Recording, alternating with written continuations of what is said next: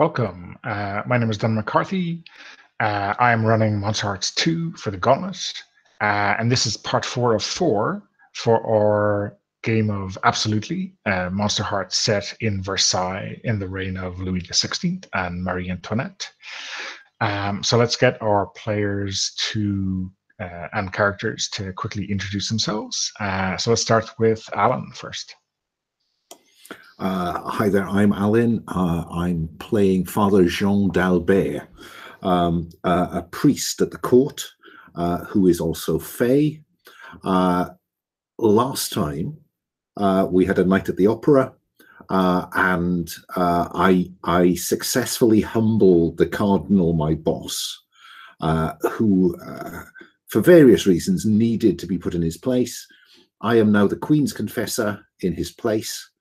And that's going to be an interesting working relationship now, I think. Yes, some of Father Jean's more overt Fey characteristics bubbled to the surface last time. And I don't think they're going back under the surface anytime soon. Great. Aika, how about you? Hi, I'm Eike. I'm playing Jean-Baptiste van Kempelen, the court physician. I am the Hollow, a failed experiment with earnest and soulless eyes. And last time I was playing, I was 2 sessions ago, I just found the first hint that hopefully one day will lead me to my creators or makers. And hopefully I'll get some answers there. Why I am, how I am, where I am, what I am, how I work, and so on. I have a little keyhole in my chest and a key, and I need to, wind me up like twice a day. And that's about it for now. Okay, Walter. Yes. Hi, I'm Walter, and I am playing the Castrato Mortal, Lorenzo Marie de David. He is Italian, who is here in Marie Antoinette's court at her invitation. I still have a string on her, so I'll have to use that now this session. We're down to the last session.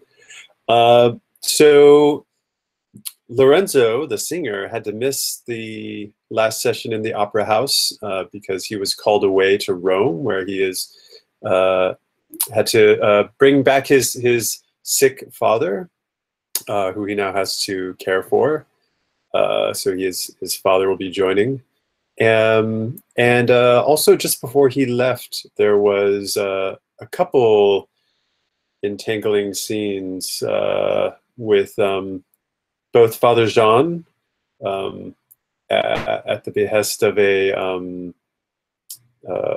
strange creature in the maze, who I have called the Thorny Man, and also an encounter with the good doctor Jean-Baptiste, our wind-up physician. So I'm just curious to see where those will both go. But as a mortal, my capital L lover is, since the very first session, and probably for always, the good Father Jean. Okay. So let's set the scene a little bit tighter than usual. I think you are all in the room where their majesties are taking their dinner, but an argument seems to have broken out between the two of them. There is, I guess, the knowledge that very recently the king's lover, the Madame de Breville, died. And I think the king is remarking that the queen seems a little bit too happy at this. And of course, that seems like an admission of guilt on his part as well, that he should have a reason to be noticing this. Father Jean, I'm wondering what the Queen has told you in her confessional to make you understand her role in this. I think the Queen will have come clean, and if she didn't, I will have pulled the string on her that I have in order to make her come clean. But I think she will have confessed, and she will have confessed to having put our friendly local vampire, whose name I have forgotten, the Duchess. Countess. The Countess, Aurélie de Châtillon. Yeah. Having prevailed upon the Countess to visit Madame de Breville and ensure that Madame de Breville provided no more distraction for the king. So I look at this developing argument from a point of knowing what's gone on. And of course, that does tweak the old balance a little. Yeah, so what's your opinion of this rough justice that the Queen has meted out? I can understand why she did it, because of course the king was betraying his marriage vows. But I am just beginning to wonder whether Marie Antoinette needs to be brought to heel a little, because okay, he slept with Madame de Breville. I don't consider Madame de Breville's death to be necessarily an appropriate punishment. Okay.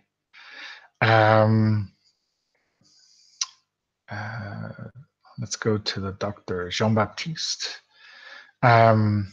Previously, you had given the Queen some kind of tincture, some medicine to reduce her stress. I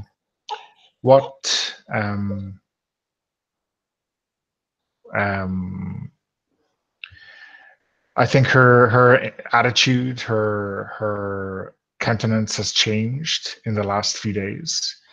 How has this become apparent to you, or what have you noticed about her behavior?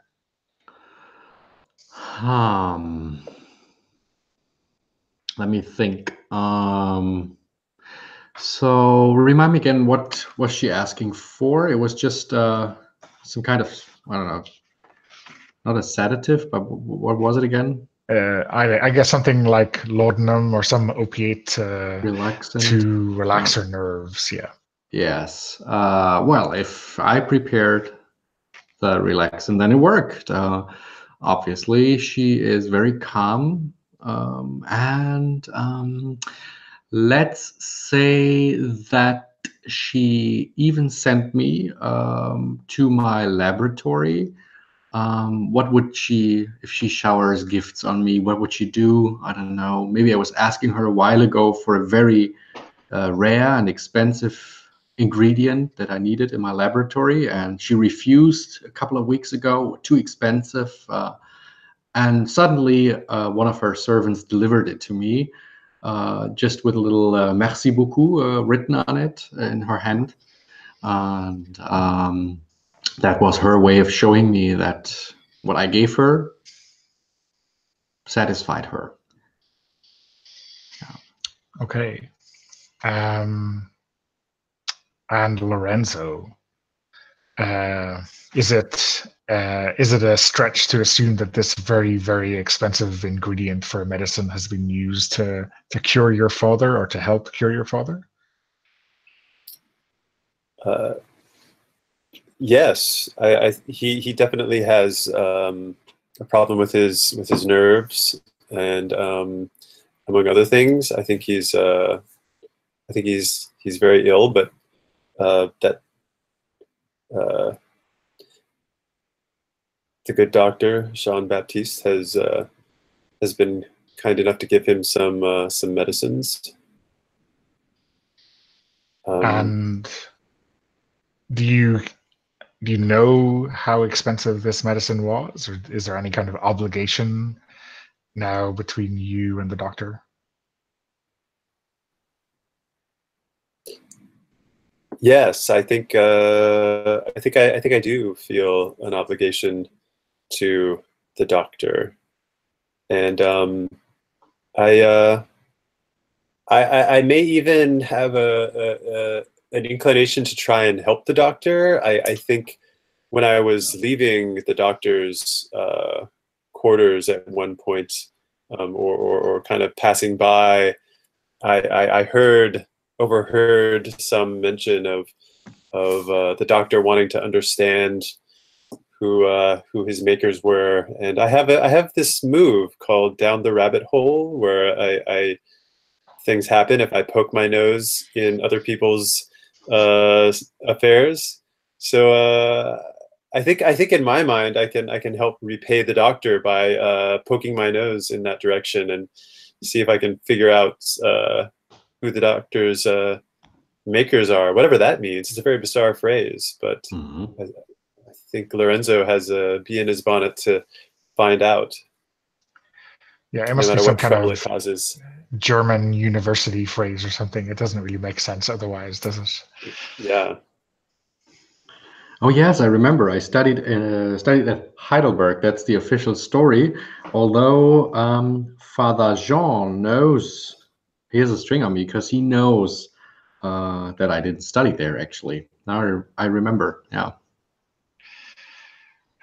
But I think maybe Lorenzo has heard the story and doesn't know any better than to mistrust it. Okay. Yes. So I'm wondering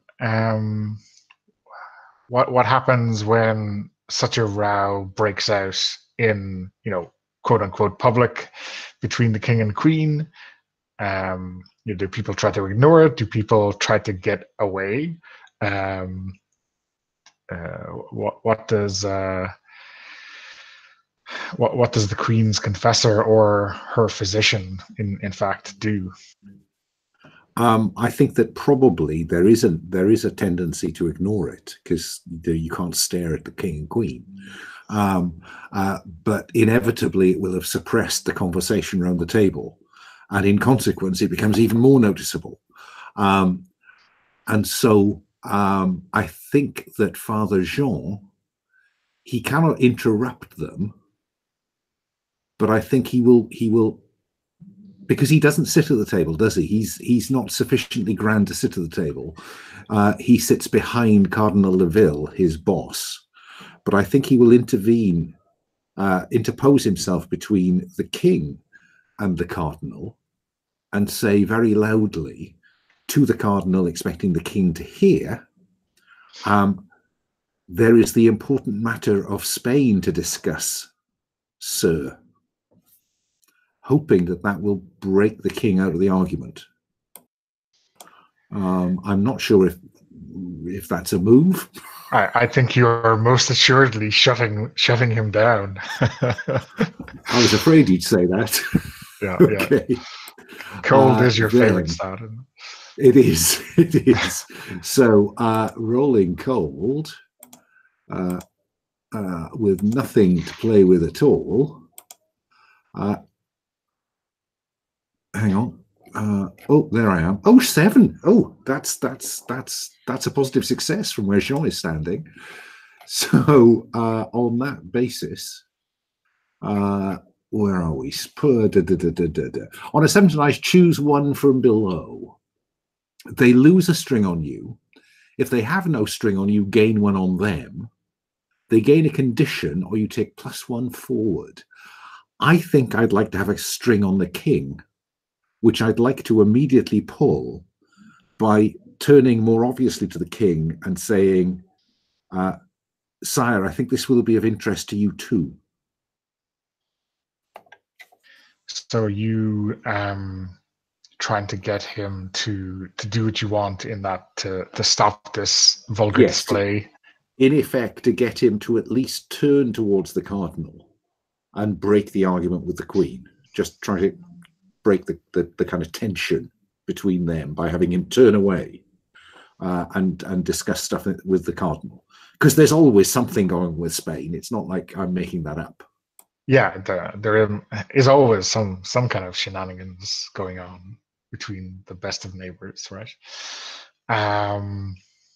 Yeah. So in return, I think you will be getting a condition as. Let me just take a look at your current conditions. I am currently gauche and sophisticated, and known to have dubious morals after the night of the opera. Yeah. So how about ideas above his station, or doesn't know his place? That sounds like that sounds like an extension of gauche and unsophisticated. Fine. Okay. So the king attends to your intervention and starts discussing the eternal disputes with Spain over little enclaves along the border that are obviously most assuredly French. Maybe there's some kind of disagreement over the Balearic Islands, that they should obviously be French, even if the Spanish have been taking control of them for quite some time now. And then over the king's head, as he leans in to discuss this with the cardinal, I'll catch the queen's eye and just give her a gentle nod. So yeah, I think she returns your nod. But yeah, you're not sure who was getting the better of that argument. Okay. Jean-Baptiste, what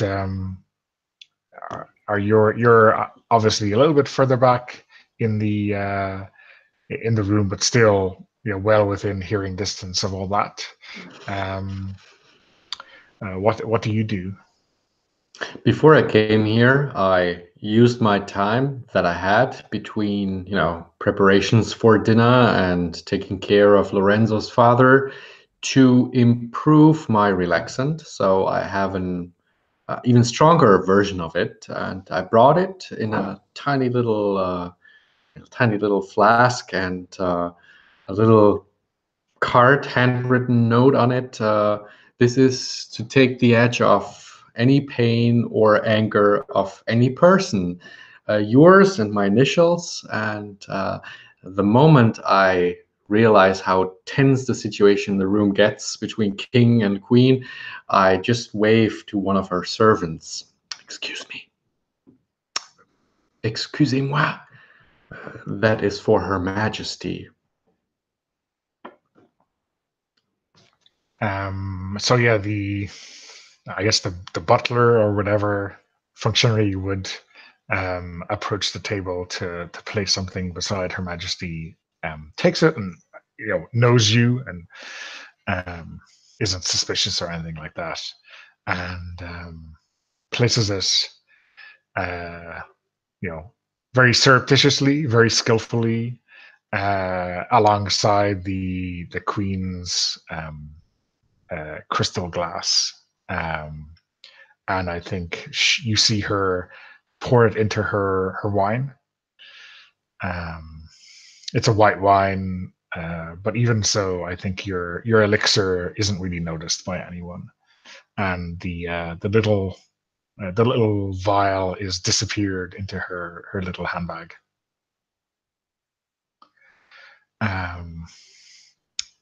Maybe she put in too much, right? I don't know. Who knows? Oh, she didn't read the back of the card. Only 2 drops at once. Oh no. Okay. Yeah. I'm sure she wouldn't have put in too much. She didn't put in all of it, obviously. That would fell an elephant. Yeah. I think you notice, though, while the king is engaged in this conversation, she swaps glasses with him. Ooh. Very good. I'm looking forward to the king discussing Spain after he, finishes his wine. Perfect. Yeah. I don't think this is actually some kind of move, although I'm trying No, to no, shut this the is king down just indirectly, but a move on the king. not really. I'm not sure. Does this worry Jean-Baptiste at all that he could be, affecting the king in such a way? Well, I paid close attention to what she was doing, and I saw how much she put in it, and I calculated the effect on a king who already had 2 or 3 glasses of wine. And by my calculation, he'll feel tired in like 15 minutes. He will feel exhausted in 30, and he'll definitely be asleep in 60. And this time, this little window between 30 and 60 minutes. I hope that he manages to get up and leave the room to retire to his bedroom. Otherwise, he will just, fall over and be asleep right here. That would be embarrassing. That would be embarrassing. Yeah. I think I want to know what Jean-Baptiste is afraid will happen and get him to keep his cool. Okay. Right. I go over to Roll20. Keep cool. Sorry. That's cold, right? Yeah. Why isn't this working?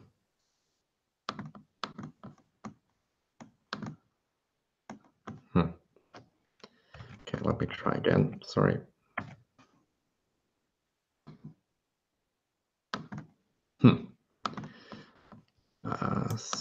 Okay. You should get a couple of confirmation little windows, I think. That's it. Yeah. 11. Okay. That's pretty good. Mm-hmm. So yeah, I think in fact you can ask a question of the situation, whatever question you want, and then you will get +1 forward acting on that information. If you want to think of a question off camera, you can do that, and I can go on to Lorenzo. Yeah, do that. I'll think a moment. Okay.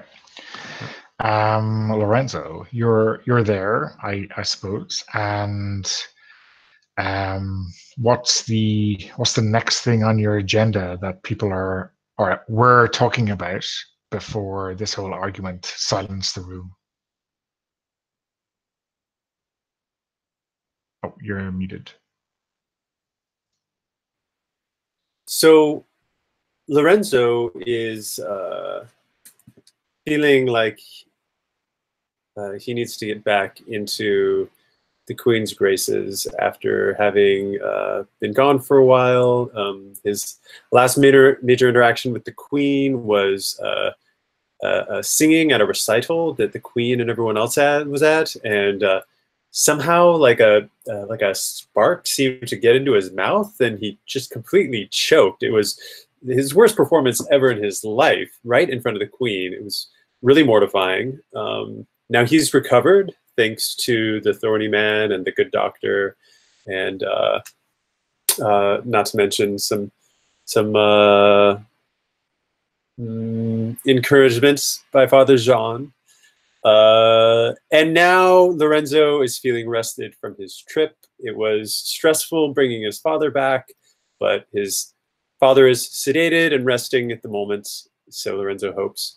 And now Lorenzo feels like now is the time to begin to put himself back in the Queen's good graces and sort of smooth over everything that happened at that recital. So I think at this point he's mostly looking for an opening, maybe a chance to throw another impromptu recital, or maybe even just sort of help out. I really want to play up this down the rabbit hole move. I haven't been playing too much, where I basically stick my nose in things. So maybe I see, maybe I'm observing this argument and how Father Jean and Jean-Baptiste are both intervening, and I'm deciding, well, surely I can intervene as well. Of course, that's going to be something useful. So I might be looking for an opening in those. Yeah, I guess that line. There's maybe a couple of things that you notice as well. One is the presence of Leanne, who is a young singer at the opera. She's been invited here as a special treat or reward for her performance. She looks a little bit worse for wear. I think it's carefully covered with makeup, but you might know all of the operatic tricks that show that she had been beaten a little bit heavily in the near past. And I think the other thing that you might notice is beside her, the Baron de Montfort has been chatting with her, but he is not really paying attention to her quite as much as you think he ought to be. He is looking quite curiously at what Jean-Baptiste has been doing. The Baron de Montfort has. Okay. So I'm very curious about why the Baron de Montfort has such an interest in Jean-Baptiste, and I think Jean-Baptiste has suddenly since seems to have more of an interest in Baron de Montfort as well. I think I've detected this, and I think after encountering the Thorny Man, I'm feeling much more in touch with my intuition, and I feel like I'm just going to study this situation and listen to what has always guided me, the sound of music, and I'm going to just start humming this beautiful melody and just becoming aware of how it's resonating off of everyone in the room and how everyone reacts to it, to see if I can gain some insight into people's relationships to each other. So this is how I would like to gaze into the dark, gaze into the abyss. Is there a specific question that you're asking it? Yeah. What is Baron de Montfort's interest in Jean-Baptiste, and how can I specifically use that to help my new friend Jean-Baptiste, who is helping me with my father? Okay. Let's see a roll on that. So. Okay.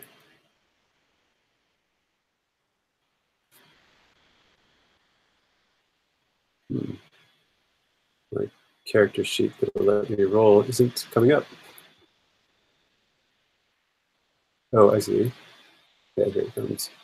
So that is dark, which I'm horrible at, but it's all right.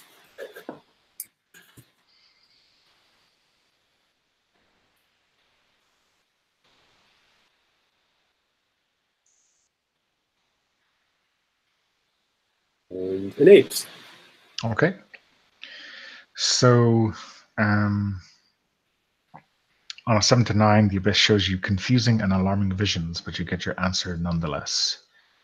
I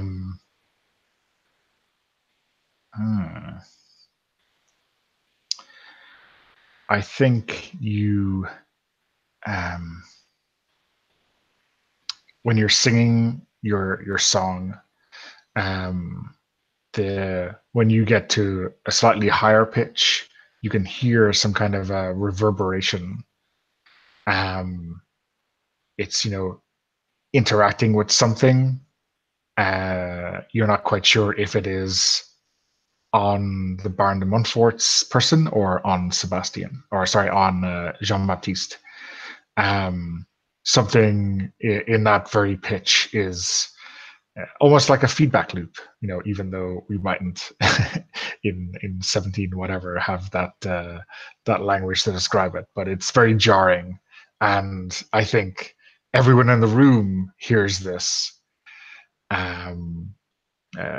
eerie sound, and they all know that you've been singing, right? They can all hear it, and they just kind of ignore it because sometimes you do this, but you get a hush from the Queen. She's very annoyed at this sound, which grates her ears. Maybe it's her medicine doesn't agree with her or whatever, but she is not pleased with this sound. But you definitely think that there's some kind of connection between the Doctor and the Baron de Montfort. Something intrinsic to the nature of Jean-Baptiste. Ah, okay. Very good. Okay. Let's give Jean-Baptiste his question.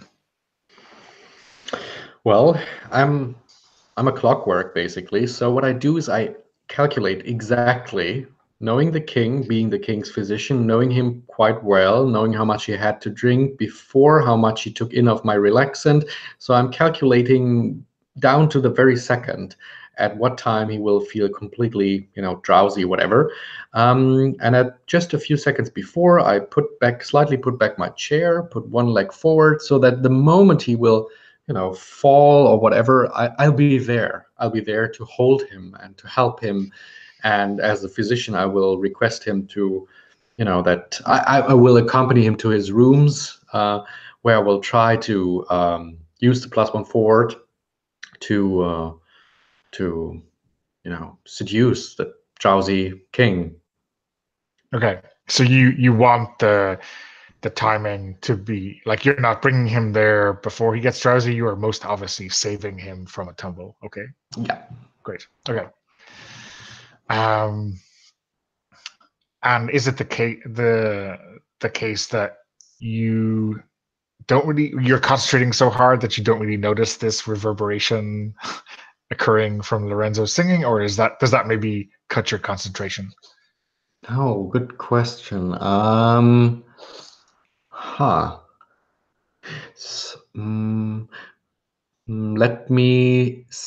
us say that if anyone is observing me at that moment, you can see when Lorenzo, at the moment when he reaches this high note, that I'm for a second very, seem distracted and make like very, like sort of robotic movements for a moment, and have a hard time concentrating again. But then I focus on the king and just like, okay, very quietly, the people sitting next to me hear me. Okay, tick tock, 1, 2, 3 at 10, but it only distracts me for a brief moment. Okay, so over when the king is discussing this, in-depth border dispute with the cardinal, and you, Father Jean, I'm sure you're read up on the details, right? As an assistant to the cardinal. I think probably I read more of the stuff than he does. He reads my précis. Okay, so I guess the king doesn't seem to grasp some of these long-standing issues, and he thinks that it would be, well within the rights and the grasp indeed of the army to simply seize this without negotiation and use that as a springboard to demand further concessions from Madrid or whatever, and that the cardinal is trying to steer him, but doesn't want to lean too hard on the tiller, when all of a sudden you kind of see the king's eyes start to droop, as if he's maybe had a little bit too much wine, maybe the room is stuffy, maybe his neckerchief is a little bit too tightly bound around his neck, but just at the right moment, the good doctor, Jean-Baptiste, catches the king as he falls. Well, he doesn't fall onto the floor, obviously, he just falls into Jean-Baptiste's arms. Your Majesty. Oh, make room for Her Majesty. For His Majesty. Are you well? Can you hear me? Feeling his pulse and get him some water. And I think there's some panicking, and the servants and maybe even the royal guard cluster over his body, and even Marie Antoinette shows a little bit of concern, but only only a little bit, only enough maybe to not get tongues wagging. Yeah, and I think you were going to suggest that they carry the king, or at least help him walk to his chambers. yes, I name some obscure Latin description for I don't know, bad nerves or whatever, and this requires the king to retire to his rooms. I will accompany him, and alone. Anything that can upset the king could be his end. So how do Father Jean how does Father Jean react to that, first being the closest? I think he's probably slightly surprised. The king's got drunk at table before, and so I think probably his first reaction is that the doctor's slightly overreacting, because he didn't see any of the stuff to do with drops of tincture. So yes, his first reaction will be, this is rather overreacting. But, he's the doctor. I don't mess with medicine. He doesn't mess with God. And how about Lorenzo? So Lorenzo is taking all of this in, and seeing that everyone is very distracted by the king, and Lorenzo has these strange visions in his head now of fathers. The king is the father of this country, and everyone is taking care of him. Lorenzo's own father is sick and being cared for here, and here this very strange energy that I got from Baron de Montfort.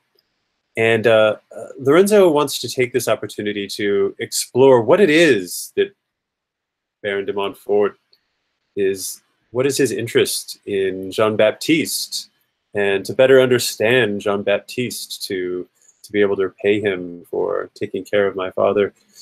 So so while all this is going on, Lorenzo is going to walk up to Baron de Montfort and touch him on the arm and gather his attention, and look into his eyes and compliment the Baron de Montfort on his wonderful makeup and his wonderful powdered wig, and tell him that he has something he'd like to talk to him about out in the hallway. So I'd like to turn him on. So I think we had established that the Baron de Montfort was kind of a dour fellow, wearing very practical clothing. So are you kind of making a joke, or are you really kind of saying that you admire his getup? Yes, I'm totally going to tell him that yeah, I like his style. Absolutely. I mean, Okay. I'm totally I might not really mean it, but I'm 100% mean to turn him on and to make him think that I'm of interest to him. Okay, great. Well, go for it.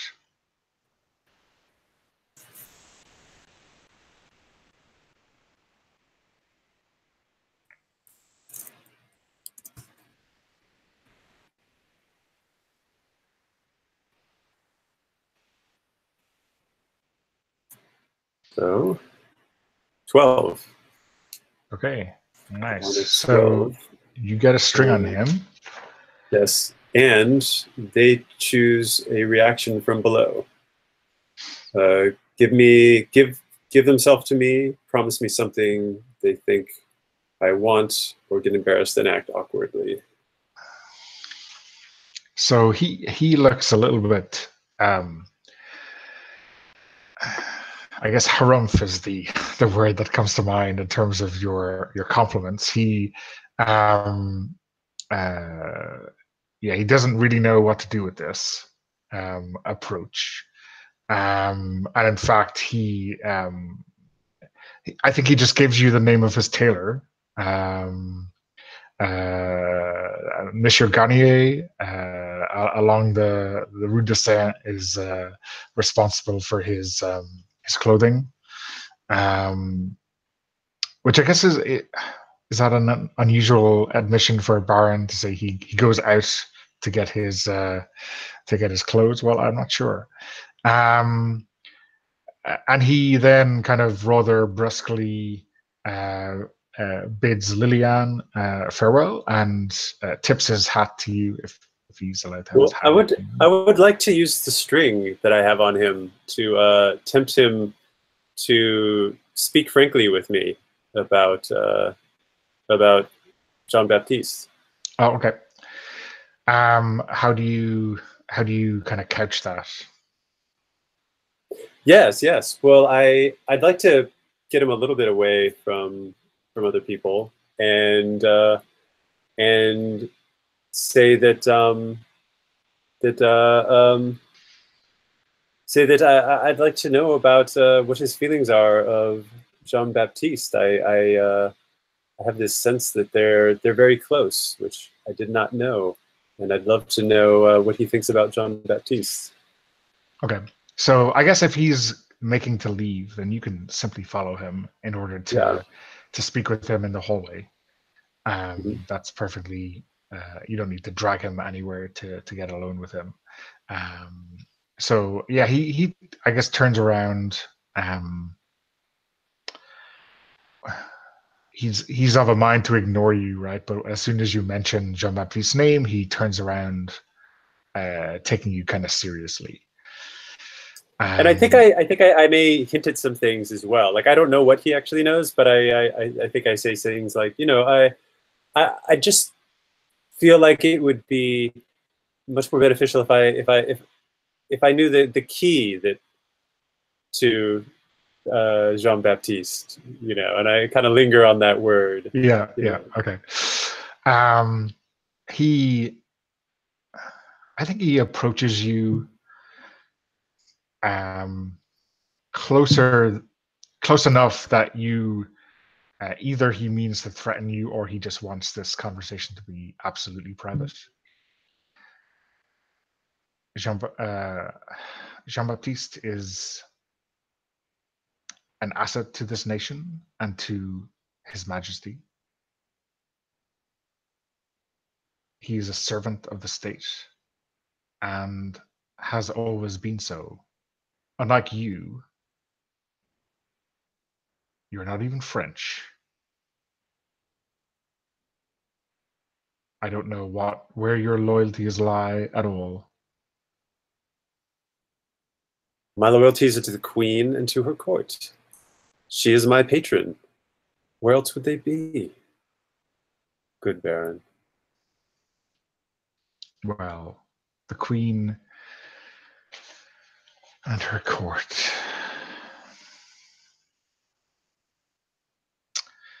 That is not a satisfactory answer. Your loyalty should be to the crown, the throne, the country.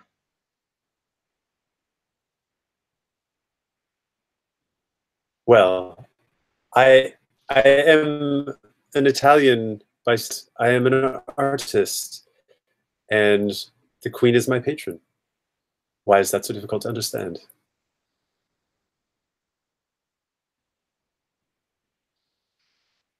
Oh, but I do take an interest in it. I understand it perfectly, but I think you should not meddle in affairs of state. Ah, very well. And I bow. At that, I feel like he has revealed a great deal to me. Just how important Jean Baptiste is. So I take that as my sign that I've got what I came for, and I bid him farewell.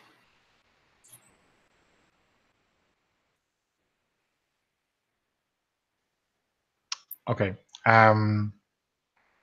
So Jean Baptiste is, I guess, you're not carrying the king. The king is being led away or helped by his minders and his servants. Mm-hmm. But you were the only kind of significant person there.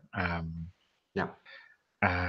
What is the state back at the dinner table, Father Jean?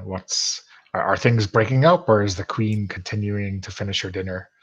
I think until the Queen finishes her dinner, things can't break up. But I had it in mind to have a whispered conversation with Francesca de May in the Queen's hearing. Now, as I remember, Francesca has already joined me for communing with the moon. I think it might be time for some more communing.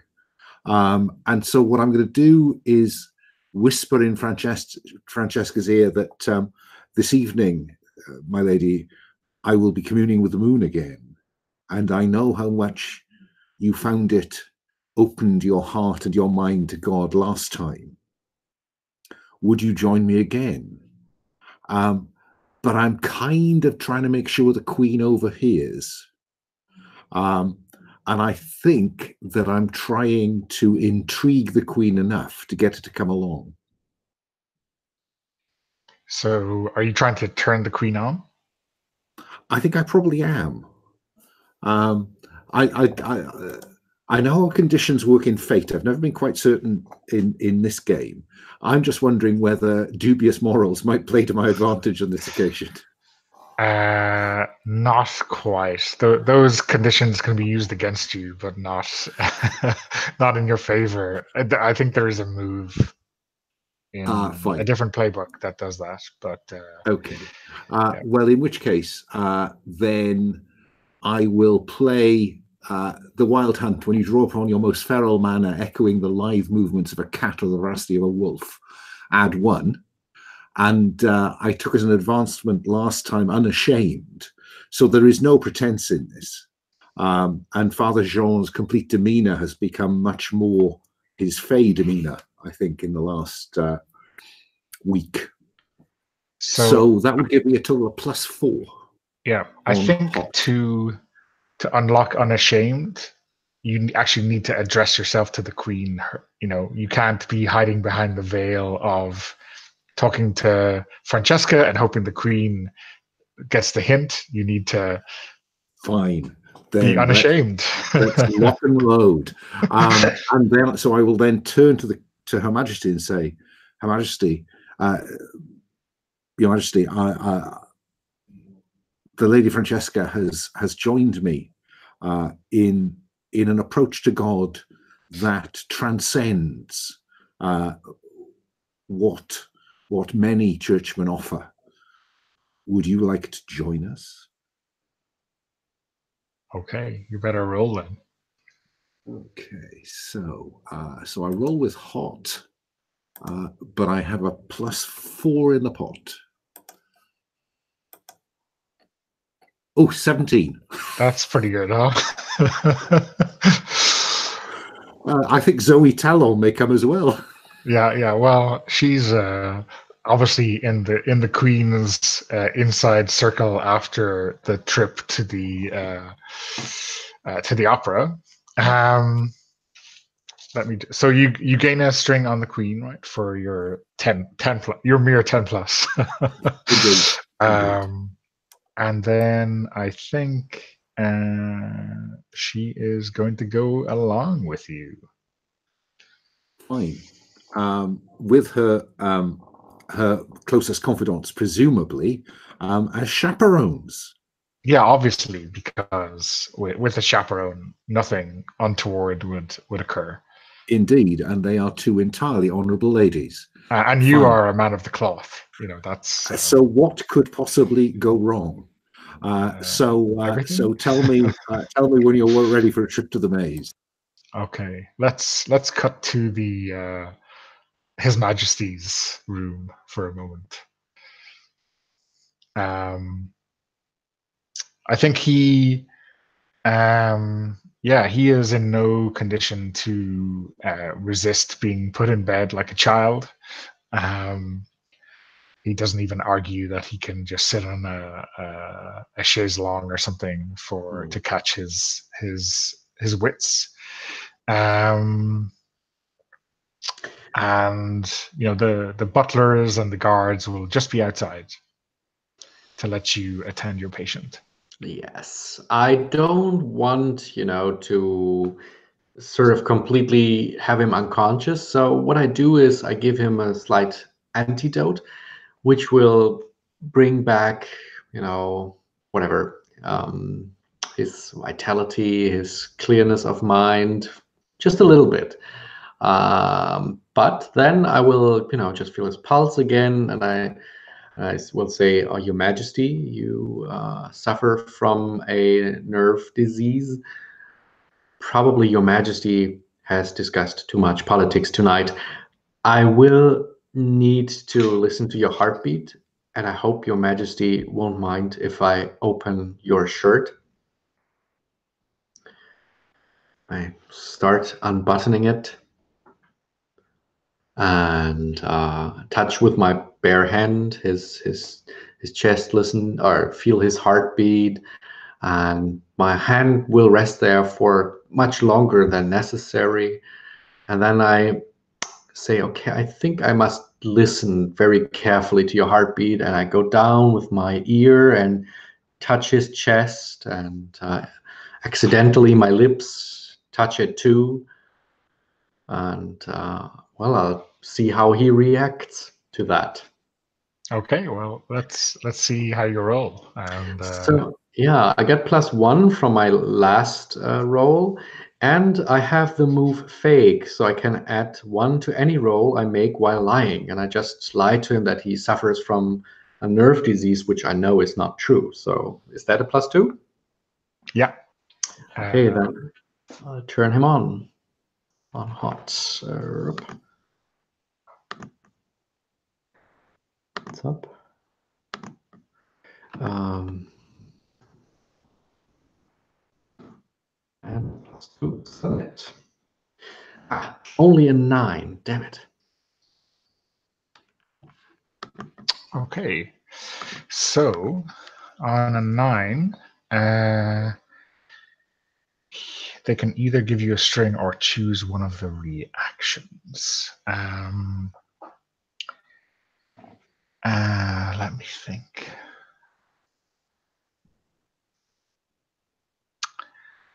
I think he kind of swats you away, but not in a kind of a violent reaction or anything like that. More like a playful reaction. And he says, "Now, doctor,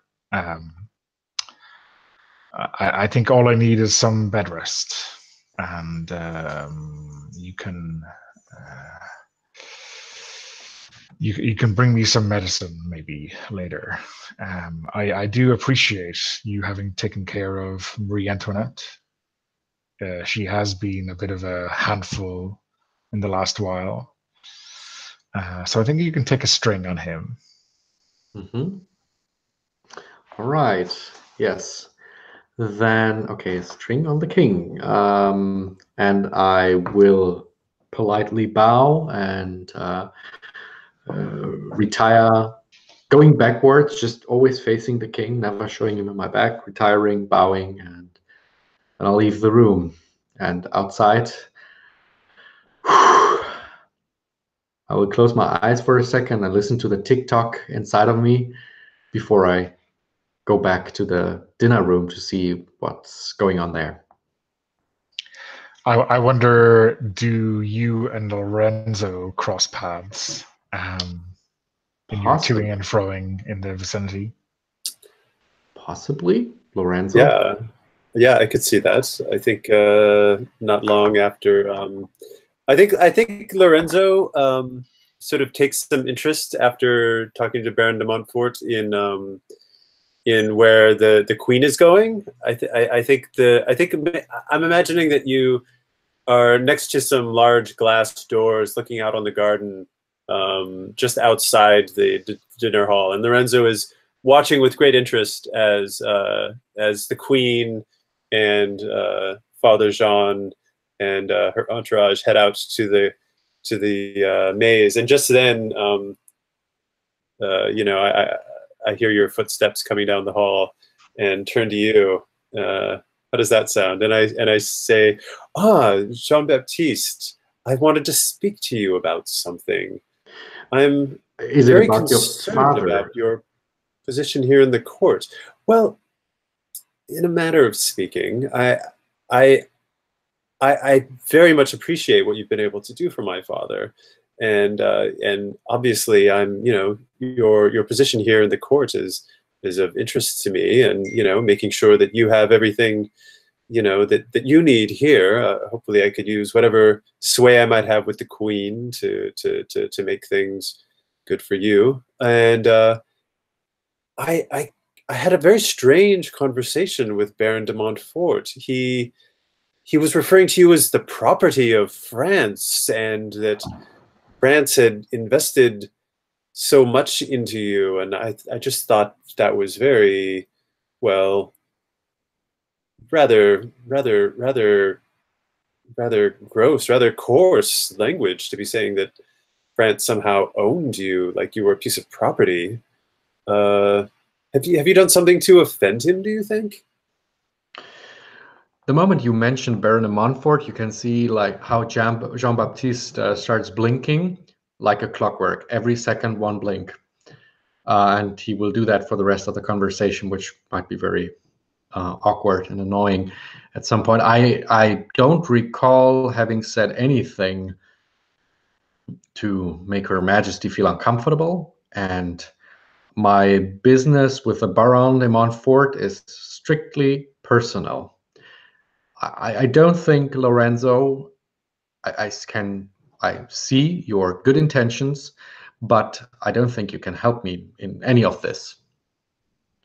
But you can tell me what the Baron de Montfort told you, except that he made a joke about me being the property of France.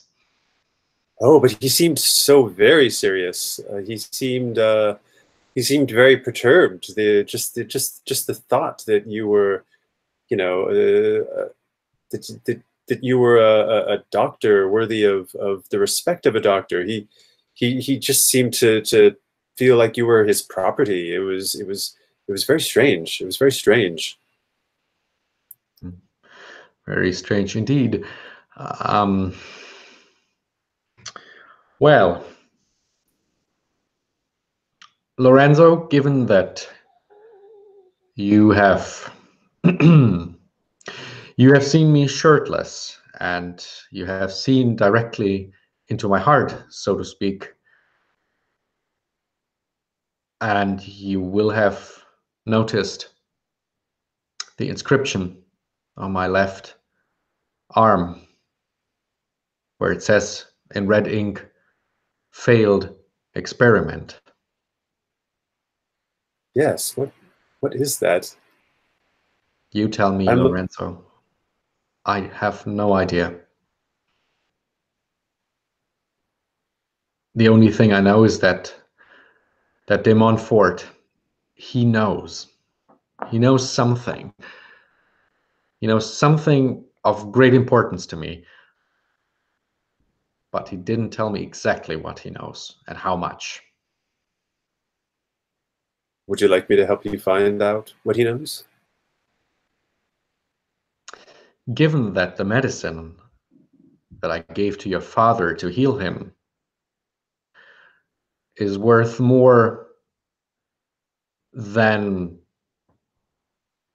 Well, it's worth more than you in your entire singing career will ever make. I think I think I can ask for your help in return. Yes. Please, Lorenzo, help me. I will do what I can. If you do that, I'll be forever in your debt, and I will never forget how you helped me. Very good. Then I will find out. And Lorenzo offers you his hand. For a brief second, Jean-Baptiste is hesitating. He remembers what happened last time he touched Lorenzo. But after a few seconds, he takes his hand and even smiles at him and stops blinking.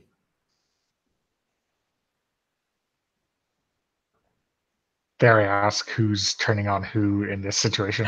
I don't know if we need to roll for that one, do we? Although we certainly could. I actually, maybe something that would be more interesting to engage with from a move point of view is, so I have a move which I may have been triggered already. I just want to read it out loud. Down the rabbit hole, when you go poking your nose in affairs not meant for your kind, someone involved in the situation gains a string on you and you mark experience. So I've certainly been trying to hit that. I think that's probably fair. I'm inclined to make it the Baron who gets that string on you. I think he hit you with that Italian no loyalty to the country bat, and you kind of accepted that. I think that might explain the string. Okay, so mark XP.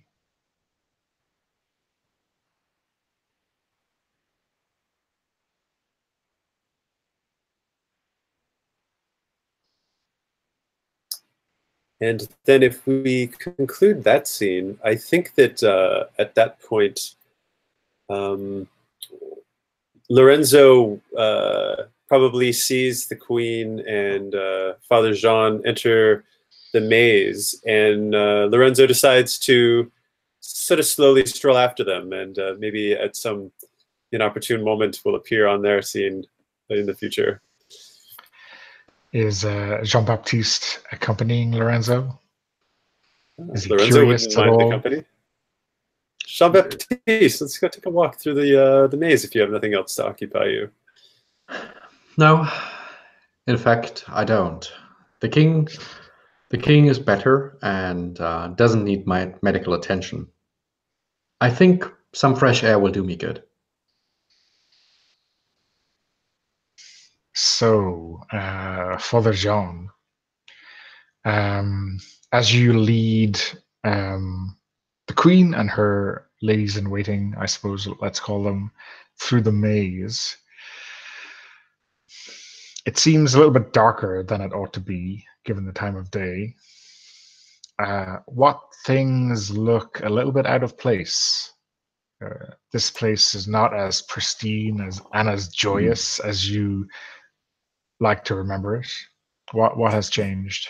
Yes, I'd imagine very tightly cropped laurel hedges with that very smooth look about them.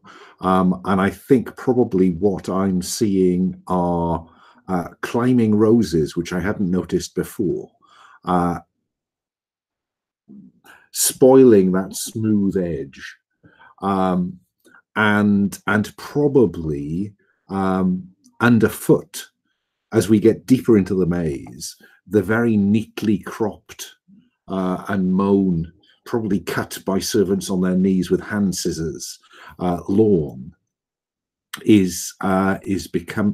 becomes more overgrown. There are patches of moss and perhaps trailing ivy running down the footpaths. And as we get deeper, the roses, do you say that doesn't looks wilder or looks darker? I'm getting wilder so far. What do you mean by darker dark? as well, and maybe it's just at the start you imagine it's a cloud has passed over the sun, but I think it's darker for no apparent reason at one stage. Yeah, I mean, in terms of the film of this, it's always been the full moon when I've gone here, but tonight it is a crescent moon, and the appearance, it appears, I look up and I think I'm going to see clouds, but in fact, the crescent moon is less bright than I would have expected it to be, and I think I also noticed that some of the roses, the deeper in we get, the roses, there is sign of blight or some disease in some of the rose leaves, so they're spotted and speckled. But that doesn't deter me, because I think of this as my place. Whether it is or not still remains to be seen. Okay. I think Francesca is has her hand on your arm and is, happy to chat and maybe oblivious to your mood. But behind you, the Queen and Zoe have been talking about the opera in hushed tones. I mean, you don't quite grab the details, but it certainly seems like something they're trying to keep secret. But I guess it's the kind of details that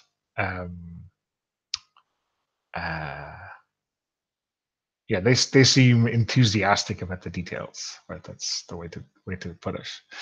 But then when you get into the last kind of section of the maze, they fall silent. They are definitely feeling your mood and the mood of this place change. And there is a moment, when you're maybe one corner away from the center of the maze, where the Queen is obviously having second thoughts. It's like, Francesca, I think she says something like, Francesca, you'd said the sunlight was beautiful that day. I didn't think, I think with the light here, it mightn't be appropriate for us to conduct ourselves in this fashion.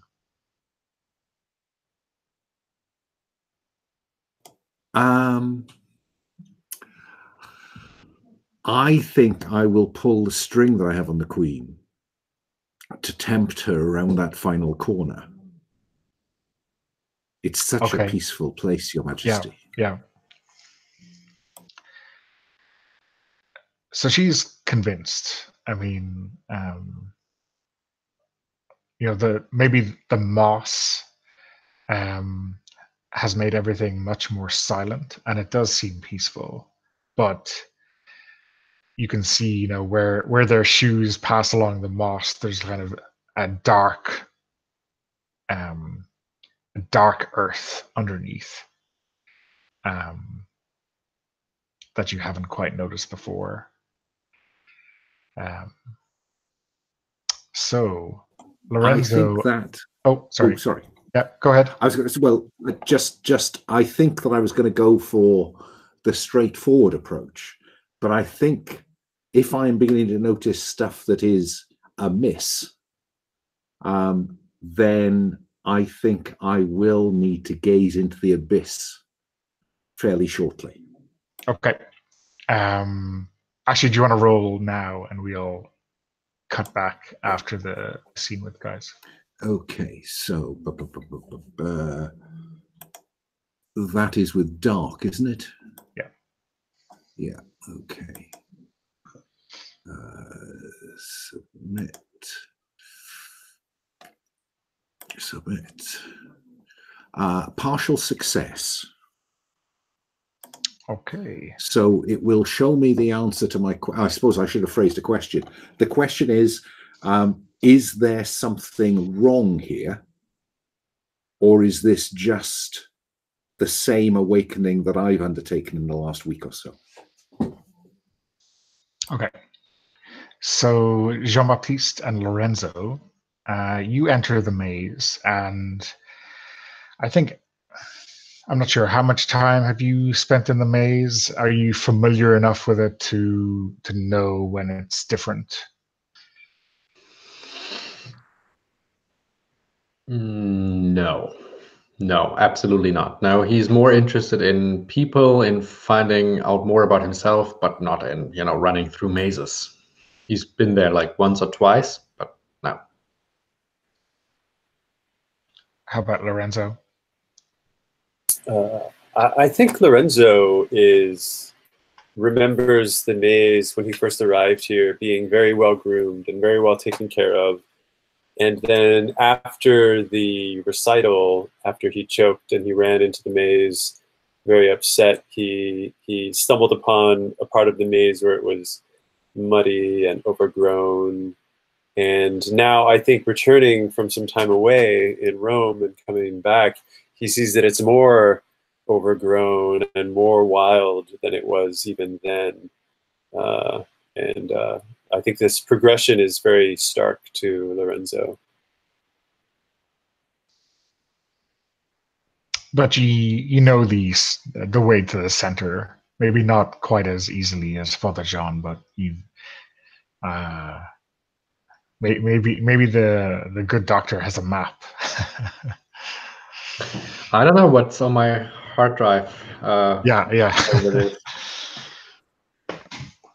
Well, I think I can, if I get lost, I think I can definitely find my way back to where I met the Thorny Man and where I seduced Father Jean, because I left at that time. I had torn off parts of my silk shirt and left a trail for myself on the rose brambles. So I know I can at least find my way there, and perhaps the Thorny Man can help me find what else I need. Yeah, I think it's been a while, but not that long. You wouldn't have expected these strips of cloth to be completely swallowed up by the maze, but they have. And in fact, it looks like they have been, I won't say torn asunder, but it looks like thorns have very carefully interspliced themselves into these little pieces of cloth. Like they are, they have these things and they are not letting them go. You could rip one out, but it would destroy the fabric. I see. Lorenzo, well, I asked you a question. You seem very distracted. What's the matter with you? Since we entered the maze, you don't listen to me.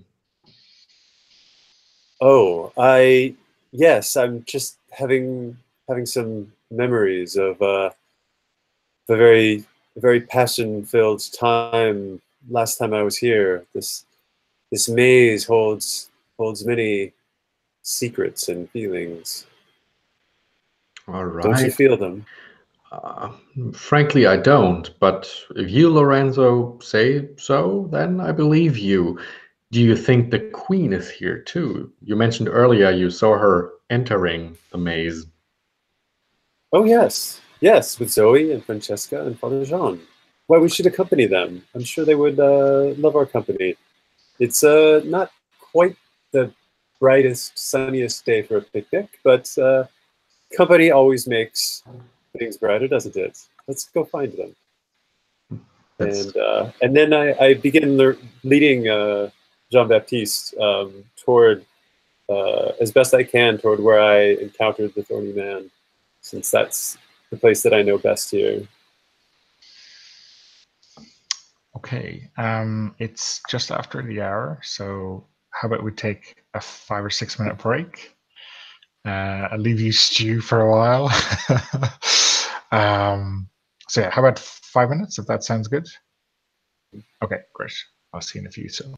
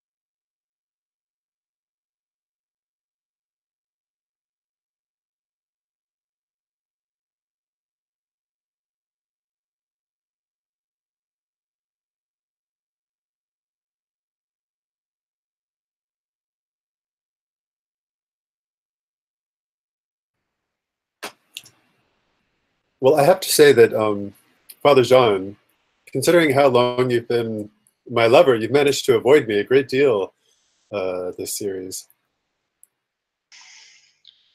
Yeah, well, you see, you went away. You went away. It caused a significant change in Jean.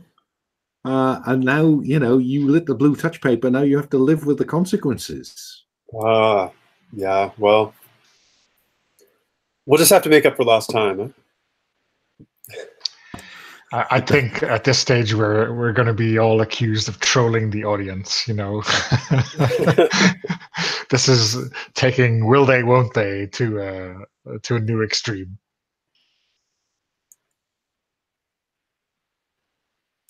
But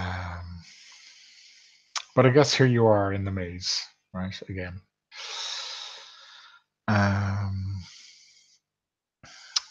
I do owe Father Jean a gaze into the abyss, don't I? Albeit one that is confusing and alarming. And the question to remind ourselves was what's changed in the maze, right? What's going on here? Yes, I mean, you know, it's clearly changed, but is there more to this than the change that Jean has found in himself? I suppose he's trying to work out, is this a reflection of him, or is this against him? Okay, so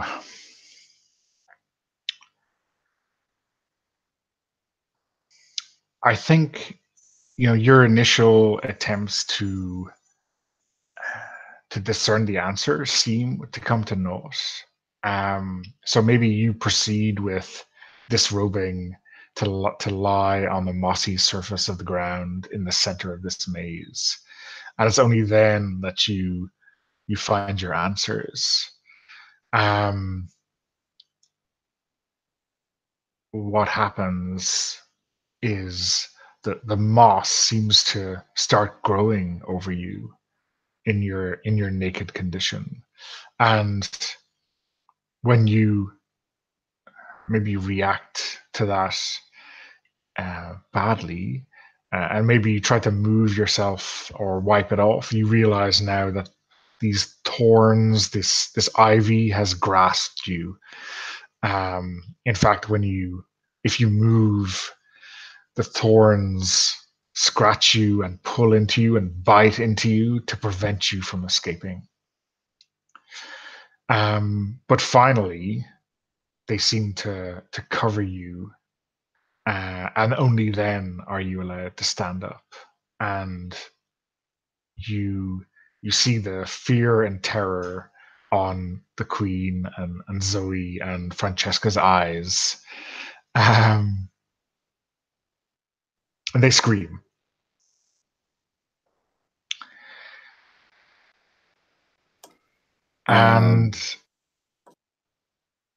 But that is not what happened at all. They obviously screamed at something else. The werewolves are out tonight. My dog is on cue again this week. Yeah, you were there, absolutely naked, and you had laid down, and they see you rise up with this terrified view of the world, and they don't know what's going on. They have simply screamed at your countenance, 100% natural as it may be. What do you say or do? I think that probably I do not do what I planned to do, which was a kind of collective turn someone on, and move to having them give themselves to me. Because that's not the, I suppose it is the reaction I expect, because I've had that vision, and I think they're reacting to that vision, even if they're not. I think they are. And so I think I step away from them, and I might even say, "You should go, Your Majesty." because I need to process this, I think.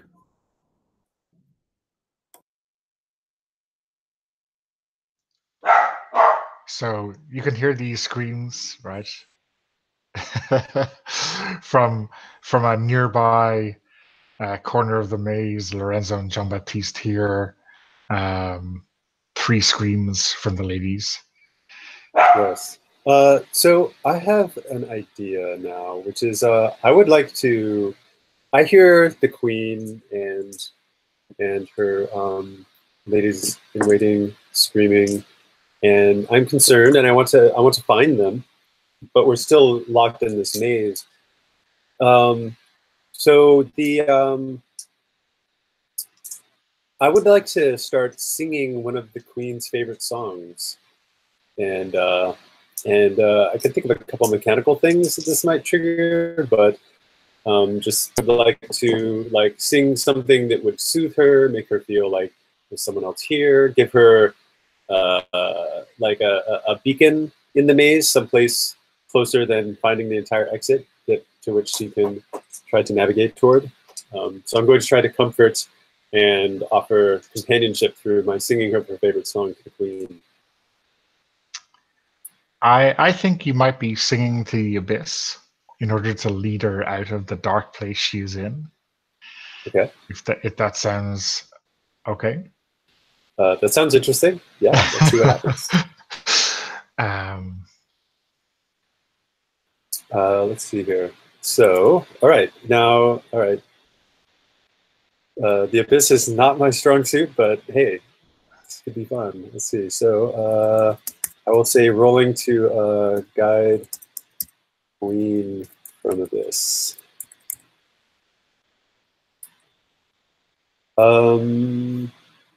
Now I have a string on the queen. Would it make sense for me to add one to this roll then, using that?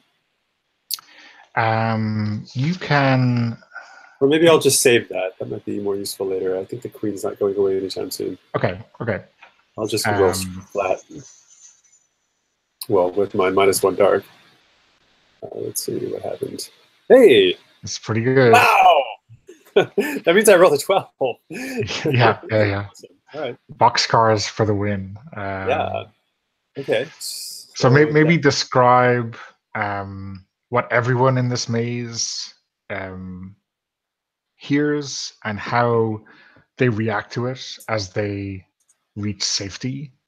And then I think maybe after we get a narration of how Jean-Baptiste and Father Jean react to the song, we might give you a little bit more information about the maze and what's happening to it itself. Okay, so lucid visions might be part of this as well. So yeah, I mean, I'm imagining this Pied Piper sort of thing. I know what the Queen's favorite song is. It's this lovely aria that she always talks about, and of course I've practiced it. You know, when it was one of the songs that I was originally singing in Rome when she first became enchanted by my singing and invited me here. And I'm creeped out by the maze, so I start singing it, and I'm just for effect. I'm imagining that a little bit of sunlight kind of comes through the clouds as I start singing, and it almost like lights this path through the bramble and the dark blotched roses, which the Queen and her entourage can follow out to find me and Jean-Baptiste closer to the entrance of the maze, to where we can see the entrance of the maze. So we're not out of the maze yet, but we're at a place where we feel comfortable, where all of us feel like we can flee if we needed to, and at that point we are united again in each other's company. And I continue to sing as this like little ray of sunlight kind of peering through the clouds, and then maybe the clouds finally cover it up again as we all unite, and I stop singing and it becomes dark again, but we see the exit to the maze from where we are. How does Jean-Baptiste respond to this? I was thinking that maybe the special song that Lorenzo is singing vibrates inside of him, and a few of his springs vibrate in a very particular manner, so that all of a sudden he moves. His moves get quicker and perhaps a little bit more robotic, and he starts to think much faster. Whatever it is that you triggered in him, it opened up new windows of clarity, and all of a sudden he knows the way through the maze, even though he has probably never been that far into it. So a wave of clarity, just however that is done mechanically, just floats through him, and he knows things he didn't know before. Can I add something that maybe there's like the person who designed the maze actually had a mathematical algorithm for laying it all out, and suddenly that's just becomes crystal clear. Absolutely clear. Yes. Oh, wonderful. Yeah, perfect. Was the Baron de Montfort involved? Maybe there's a sympathetic connection here between your creator and his two creations.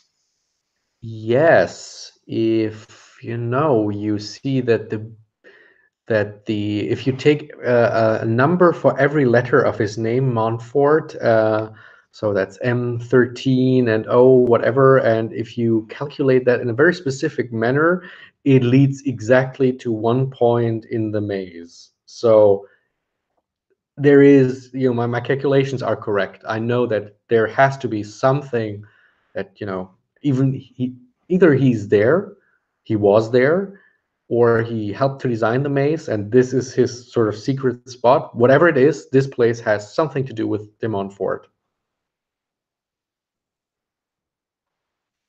And how about Father Jean?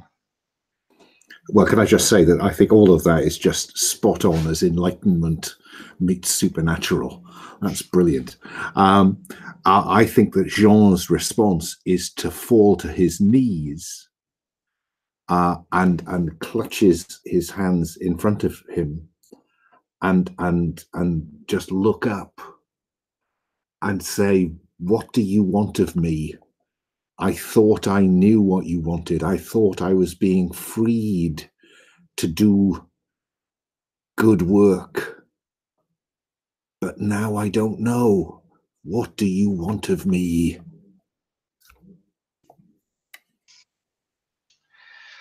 So I can't resist such a golden opportunity as that.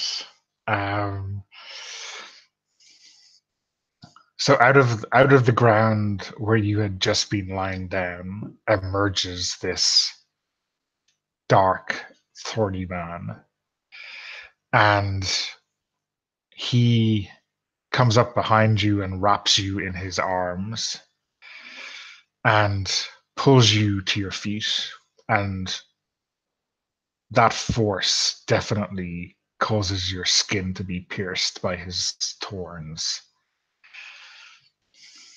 And he whispers into your ear, "Jean, everyone must find out exactly what this queen is capable of. She is not of this land, and she cannot rule. While she rules here, there will only be betrayal and tragedy."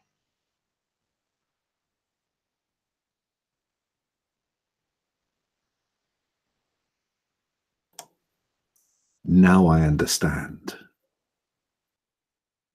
And I will bear these marks to ensure that I do not forget what I must now do.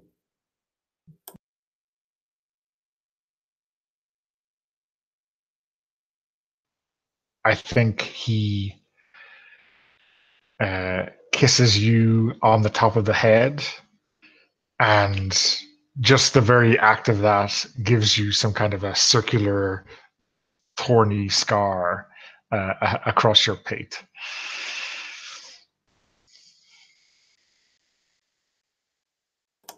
And then does he release me? He does. And presumably I turn around and he's gone.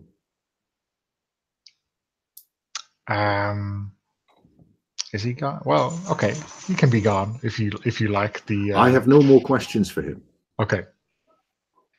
So he's submerged back into the maze. Mm. Right. Okay. I can work with that.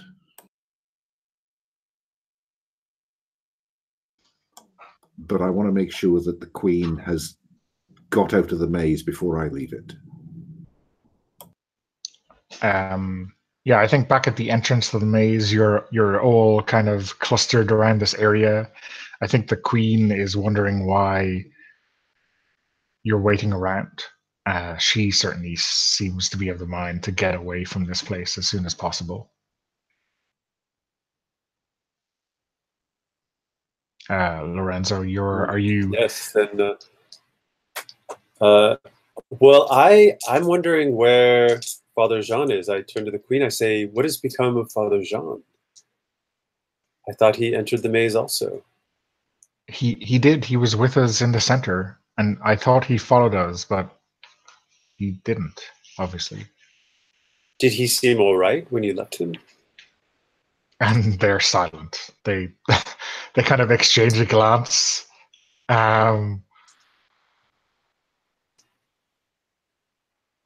Well, surely one of us should go back in and make sure he's all right.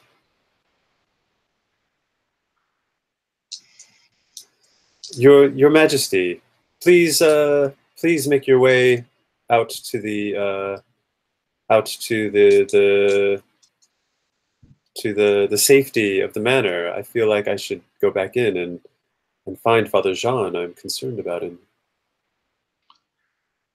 And she doesn't tell you to stop and to not do something so foolish. She doesn't tell you to wait until daylight. She doesn't say, "I will fetch some guards to go fetch Father John." She just nods at you and turns around and heads back to the palace.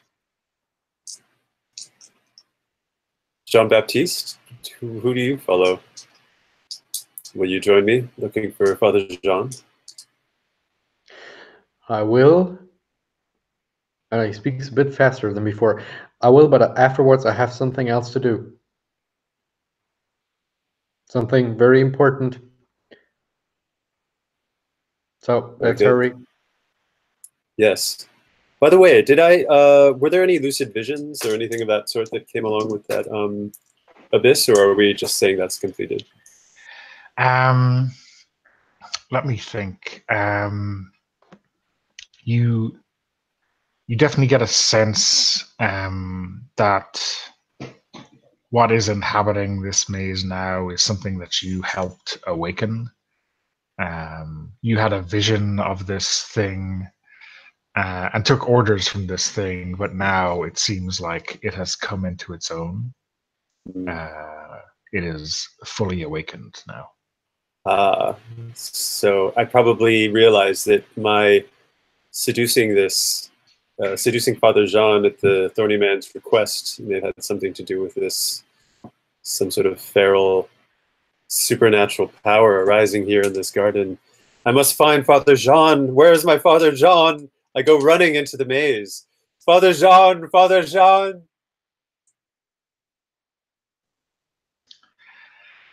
How does our good doctor react to this strange display?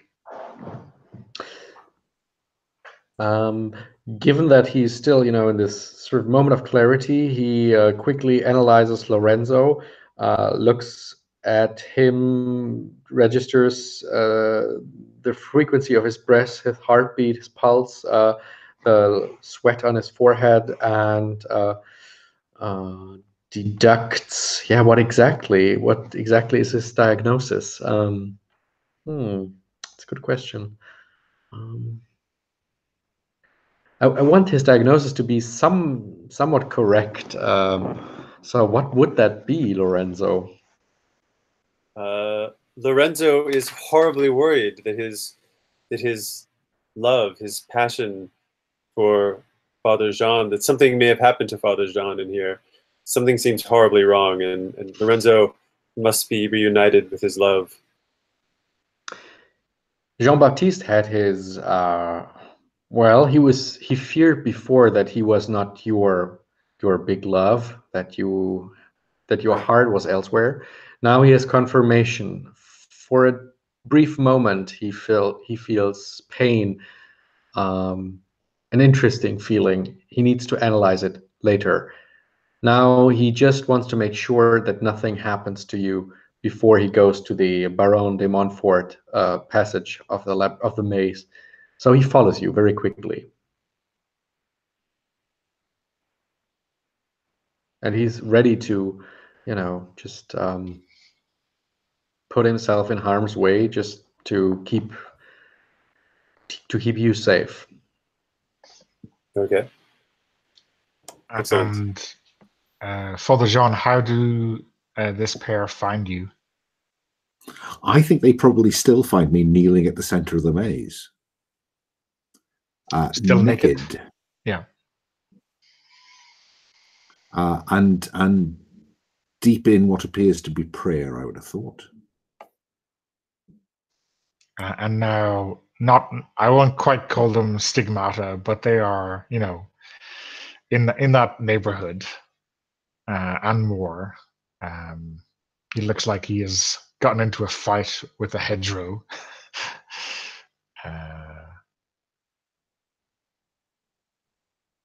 What do you do when you find him in such a state? So he looks like he's just lost in prayer at the moment. Is that it? Yeah. So I don't want to disturb him. I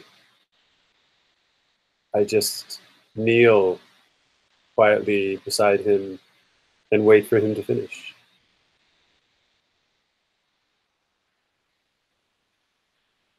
And I motion for Jean-Baptiste. Let's wait. I presumably at some point will become aware that I'm not alone. I will look at Lorenzo and say, "You should go now, Lorenzo. I have work to do. Dangerous work." Let me help you. You're the light of my life, Father Jean. Let me aid you. Lorenzo, you have promised to help me, and that is enough. When I need your help, I know that you have promised to give it. But you must find someone else. I am no longer a good enough risk. If you stay close to me, you will be destroyed.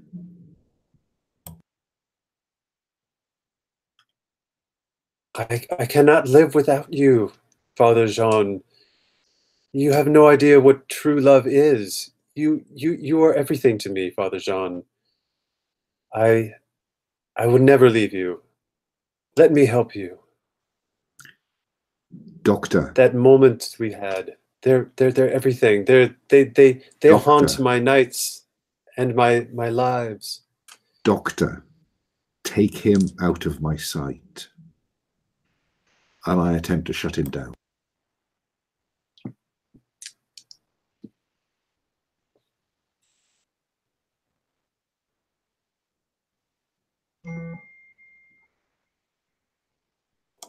Attend to shut down. So, yeah, I guess choose one from below. Okay. I would like them, Lorenzo, to gain a condition, and that is, mechanically, you have to help me with this, Donna, but I want him to have to find another lover. Forsaken, maybe, or Forsaken by Father Jean. Yeah. I mean, that's a very precise condition. I'd go with Forsaken generally. Yeah. You know? I like it. Yeah. Okay.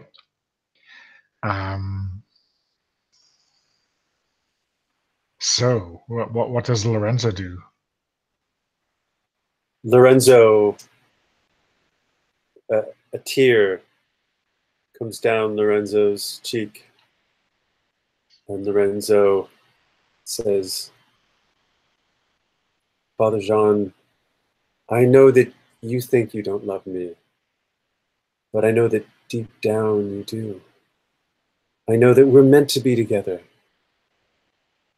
And no matter how you feel about me, I'll always love you. I give myself to you, Father Jean.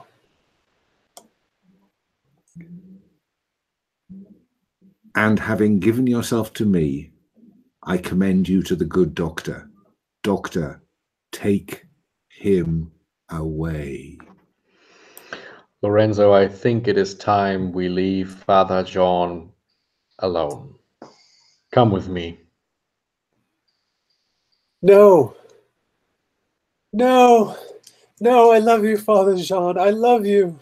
Don't do this. Don't do this. And Lorenzo just collapses on the ground and starts sobbing at your Lorenzo. feet, Lorenzo. So I'm trying to hit my move here. Sympathy is my weapon. Every time you forgive someone for hurting you and excuse their base nature, gain a string on them. And so I want to be like, okay, Father, I will leave you now. But it breaks my heart, and I know deep down you really love me. I forgive you, Father, for breaking my heart. I think that's fair enough. How soon are you going to ditch Father Jean as your true love and switch to Jean-Baptiste, though? Switch to Jean-Baptiste?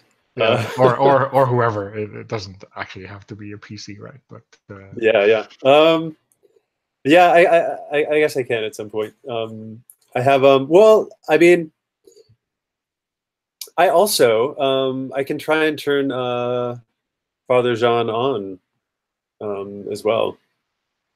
To just be like, I'm everything you need, and I will love you, and there's nothing you'll never find a greater love, a more devotion than me. And I have +1 to win my lover's fancy. So if I have a bonus to try and turn on Father Jean. The interesting question is, if you start doing that, could I try mechanically to shut you down? Because I have a great interest that you do not, do what you're trying to do. Seems to me like that all works well together. What do you think, Donna? Yeah, and I think, in fact, Jean-Baptiste will be able to get a +1 bonus to shutting you down if he plays on the Forsaken condition that you've just gotten. Mm-hmm. Ooh. I would use that, and I would probably now. Walter, you must remind me. I have a string on Lorenzo, but I forgot exactly what we said about that one. Do you remember? Was that when we were? Was that part of a sex move? I'm not sure. Was that from our interaction 2 sessions ago? Probably. Yes, I think it was. Didn't you learn something about the human condition, and that gave you a string on him? Yes, maybe that's right. And maybe I can use that now in my attempt to shut you down. So yeah, I mean, it doesn't really matter the provenance of the string if you're using it mechanically. Yeah. But sometimes it's nice to tie it in, right? So you can spend it to get an additional bonus of +1. But I think also where it's really useful is to say how it's evident that you are spending that string. How are you expending the kind of social capital in between the two of you? It sounds like maybe what you want to do is use the string to tempt me to change my true love move from Father Jean to you. Ooh, yes. Yeah, very interesting. And knowing you so well might help in that situation, having sort of studied you. Yeah. And you might even argue that Lorenzo's current forsaken state might also benefit you. So that would be a +2 roll then. Here we go. Well, if you spend a string to convince someone to do what you want, there's no roll. Yeah, if you tempt me, then it's my choice to do it or not. But if I do it, then I get an XP. Yeah. Yeah. Okay, that's very good because I just clicked on roll and I got a fail. Right. Well, how about I'll switch you to my lover. I'll say that you've tempted me with that string, and I will take an XP for accepting it. Does that work for everybody? Okay, very good, very good. Okay. All right. So then Lorenzo says, "Fine, Father Jean, you're not worthy of me anyway."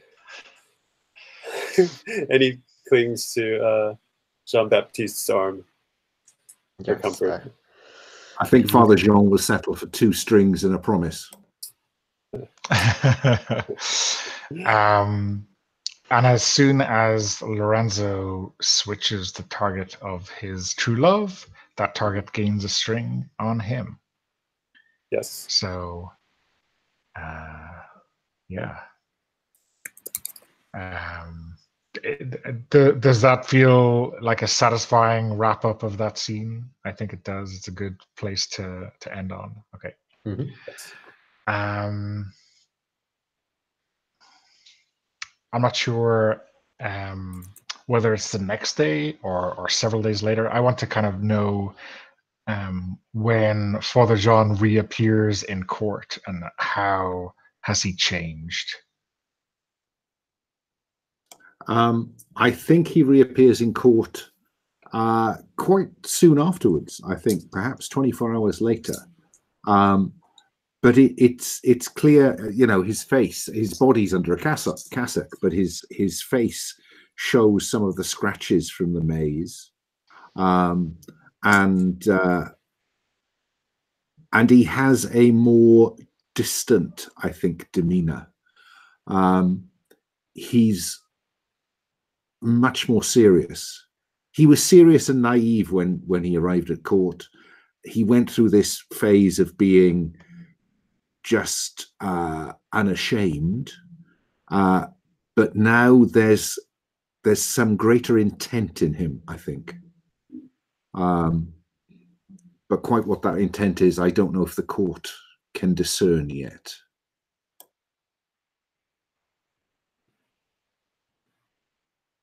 I mean, would it be helpful, Donna, if I gave you a pen picture of what I think I'm going to do, and we can work out whether that makes any sense? Sure. Yeah. I think he's going to try and foment a revolution. Well, it was always on the cards, wasn't it? Okay. And how?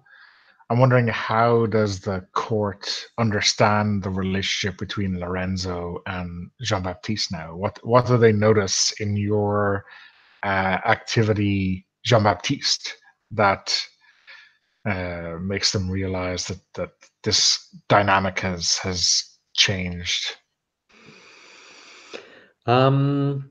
Just 2 days ago, I treated Lorenzo's father like any other patient.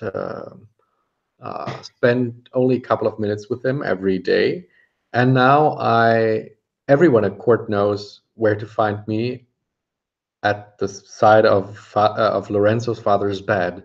I'm constantly there, making sure that he gets better, and I even asked for more of that extremely expensive medicine, and rumor has it that I even asked for a personal audience with Her Majesty to get that medicine or that ingredient which I use to create the medicine for Lorenzo's father. It seems like I have no other patients, even though at court there certainly are some people who need my attention, even the king, you know, recovering.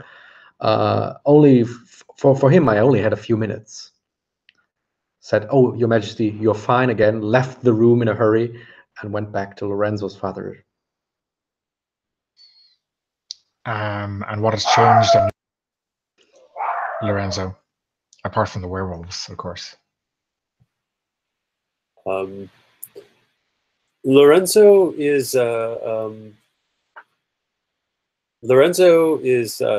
definitely seen spending time in different places now. Lorenzo used to hang out around the chapel, go to confession more often, but has not been to confession at all in the last couple of days, and is when Lorenzo first brought his father to court, he seemed to not take as much interest in being at his father's side, but he's often in the chambers with Jean-Baptiste and his father much more often now that Jean-Baptiste is there.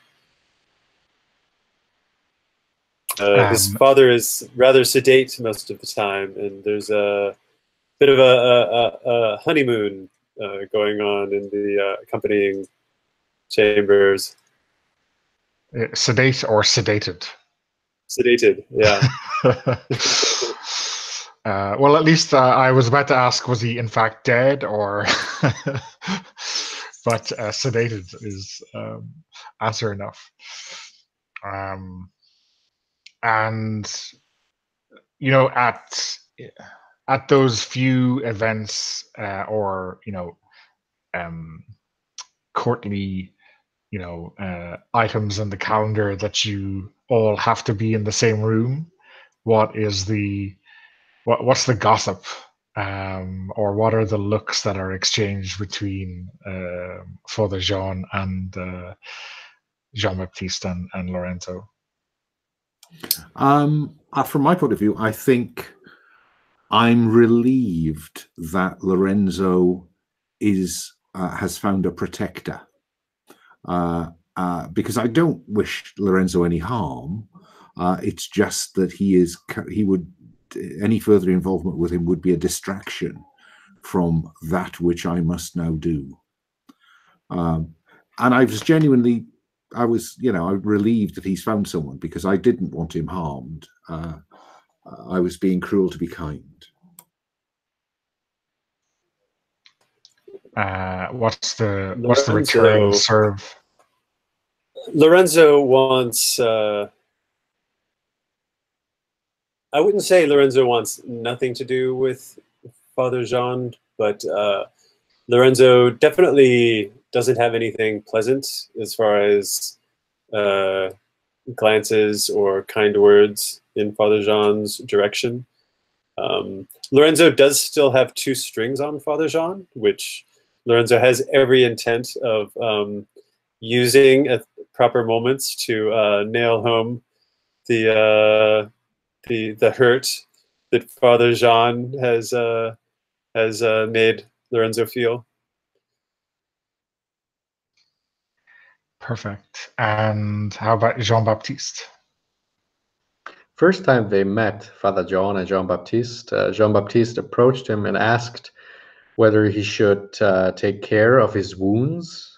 So you will have all these, I don't know, around your head and your body, if I remember correctly.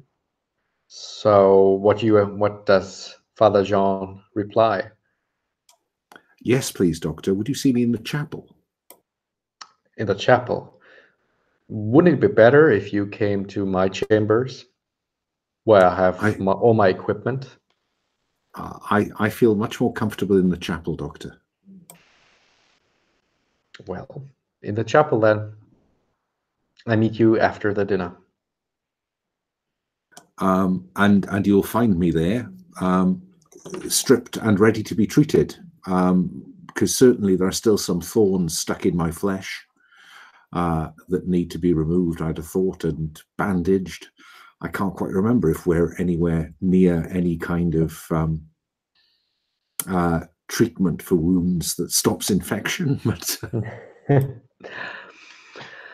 well, I think alcohol is always good. So probably just pour that into your wounds, which will hurt. And probably I enjoy that. There was this brief moment when we found you at the center of the maze, and while I treat you, I tell you this. I thought, when you didn't notice that we were there, I thought this would be a good moment to just kill you. Then you wouldn't stand between Lorenzo and myself. But then I remembered this drama by this English playwright Shakespeare, Hamlet is it called? You know it, where he encounters the king praying, and he doesn't kill him, even though he has the opportunity, because he knows his soul would go directly up to heaven. And I don't think this is where you want to go. Is it, Father John? It is. Sorry, I'm wondering. Inflicting pain through these stigmata and then telling him that you thought of him in this way, is that turning on Father Jean? Or is that shutting him down? Oh, interesting. Maybe. Well, we know that Father Jean knows that I've never been to Heidelberg, so he could just, drop the bombshell. And so maybe I have a vague idea, maybe just a glance or something that tells me Father John knows something. So maybe I try to shut him down. Okay, let's see that roll. So okay, wait, jump, and that's cool. Sorry. Submit, no modifier, and it's a 10. So, choose one off that list.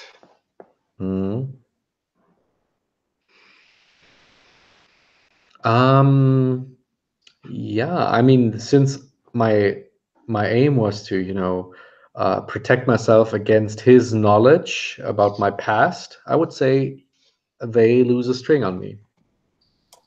Yeah, because you were quite right to do that, because I was about to use it. Aha, see? So I've done the right thing. So I've deleted that. And the last thorn that I pull out of your flesh, for some reason that hurts a lot more than the ones I was pulling out easily before that. It's almost as if we're doing that, on purpose. Almost, but that would be, contrary to your oath, right? Well, the oath I that he's don't never remember. taken. Yeah, exactly.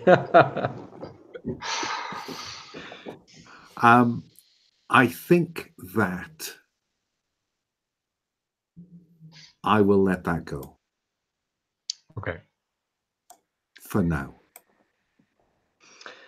And since you don't asked about the rumors and the gossip, maybe people will feel that that Jean-Baptiste behaves coldly in Father John's presence.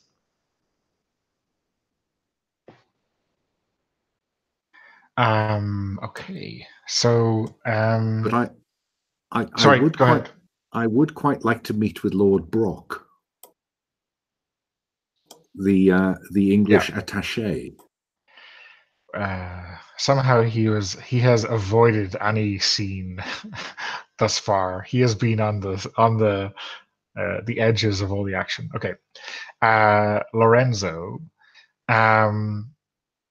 While this meeting in the chapel is going on, you see a curious pair,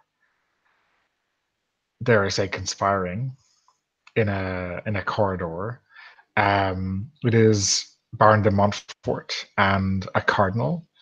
I'm wondering, do you have any reason to believe that the Cardinal Leville would be conspiring with the Baron.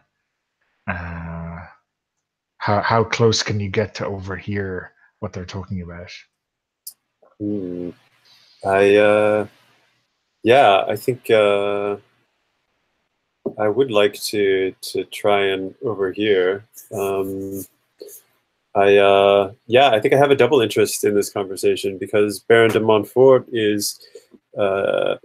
knows something of interest and importance to Jean-Baptiste, and then Cardinal Leville has, I believe, power over hierarchy over Father Jean. So I'm interested in both of these individuals for different reasons. I would love to know what they have to say. Is there? I try to just kind of like, like, I don't know, look at some art on the wall next to them or something. Yeah. Something as inconspicuous as I can manage. Stay casual, but not too casual, I think, is the technical way of saying it. I think you want to keep your cool. Yeah. What are you afraid will happen?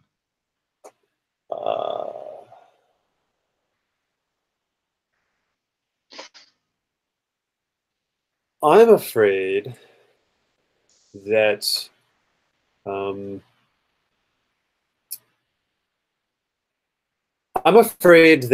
if Baron de Montfort thinks that I'm listening in on the conversation, that he's going to be very offended because he knows that I want information from him. That would be my biggest fear. You might even think you're a foreign spy, right? Yeah, you seem to imply that before. I think that's nonsense, but yeah, he might think that. Who knows? Yeah. So let's see. This is cold. Okay. Cool, right? Yeah. All right.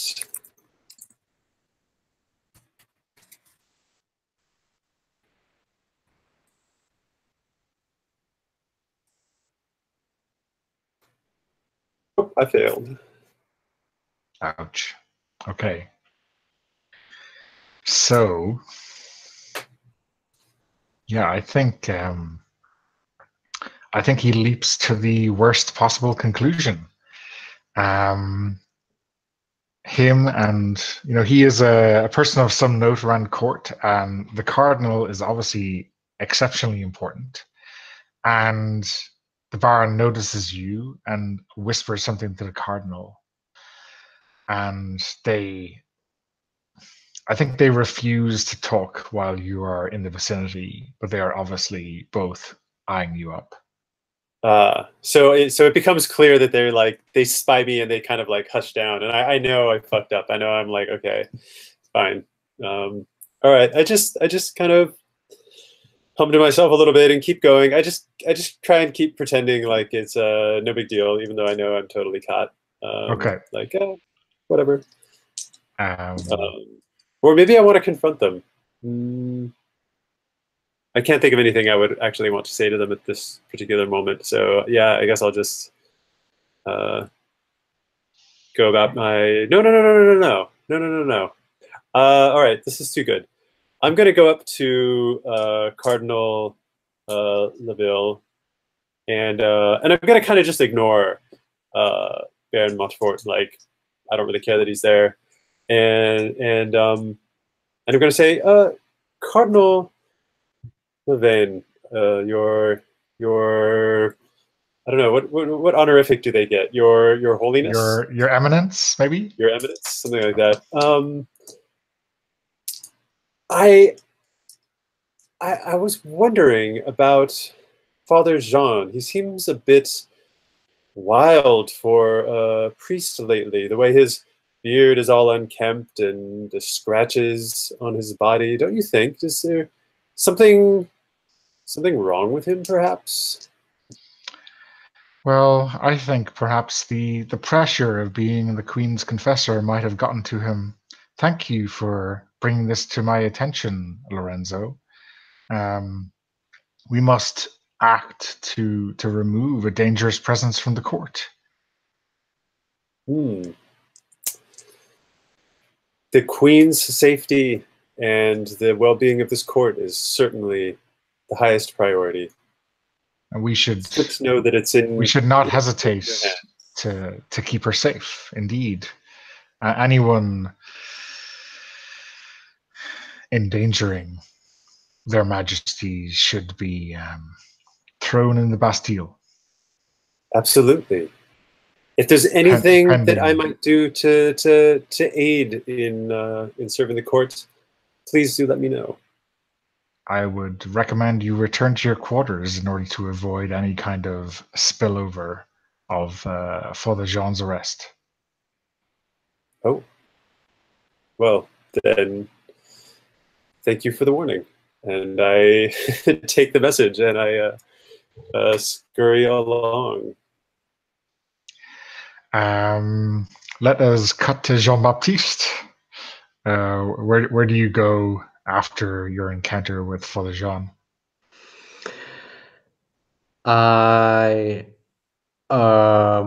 Well, much of my time is used for the treatment of Lorenzo's father, but I did not forget about the what's his name, the Baron de Montfort point or place or whatever square in the maze. So when we return, while I still have this moment of clarity, I draw a map of the maze. It's a perfect map. And I mark down the point where I know that it's the de Montfort point, and I intend to go there as soon as Lorenzo's father is, feeling better and stronger, so that I can leave him for a couple of hours. Do you perhaps sedate him, or are you actually trying to make him feel genuinely better? I know the letter, yes. Okay. So I think you might be still there when Lorenzo returns. But let's go to Father Jean meeting with Lord Brock, this stern, very English gentleman. And I make an unashamed approach at him. I explain as we are walking through the garden that I have concerns. He will know that I am the Cardinal's secretary. And these are orders for troops to move to the Spanish border. I believe that war is about to begin. With Spain? Yes. That seems like an overreaction on your part, does it not? You mean the French crown's part? Well, your part, in diplomatic circles, of course, we are always talking about you as if you are responsible for your entire country's actions. But yes, the crown does appear to be overstepping its safety lines. I have come to believe that the Queen is a poor influence on the King. Well, I can't trust the Austrians as far as I can bribe them, which is very far, but, Indeed. And after Spain will be Portugal. Your oldest ally, I believe. Well, there have been a few breakages in that alliance, but that's all the Spaniards' fault, I just felt you should know, Lord Brock. Thank you for your time.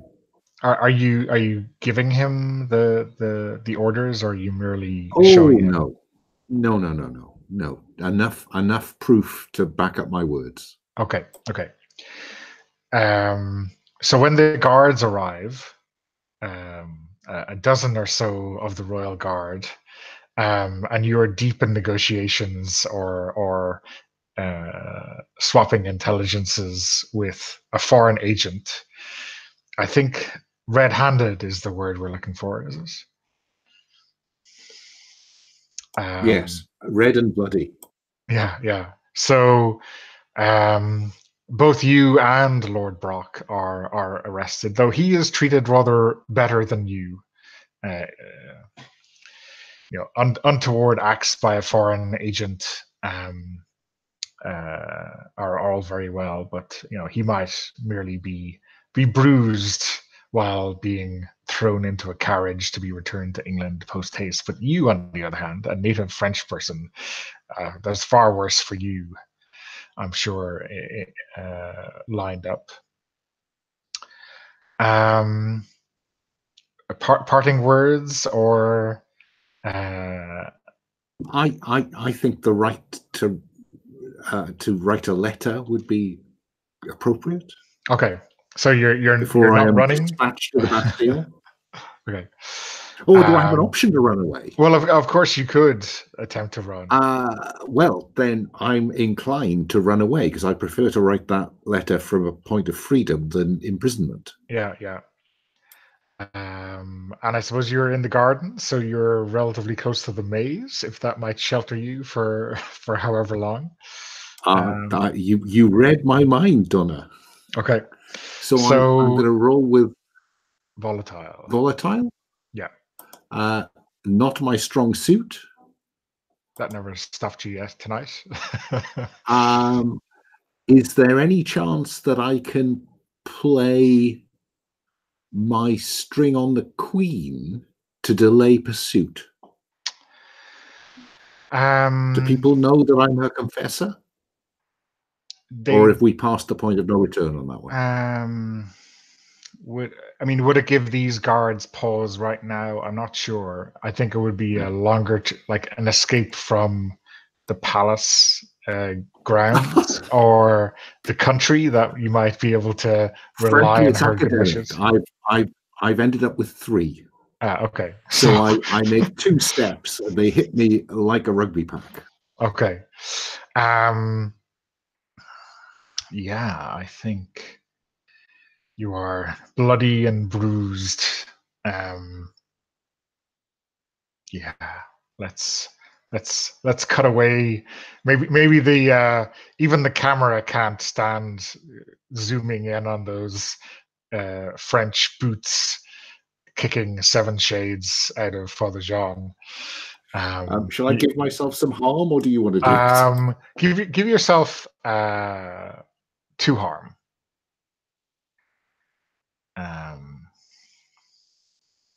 Okay.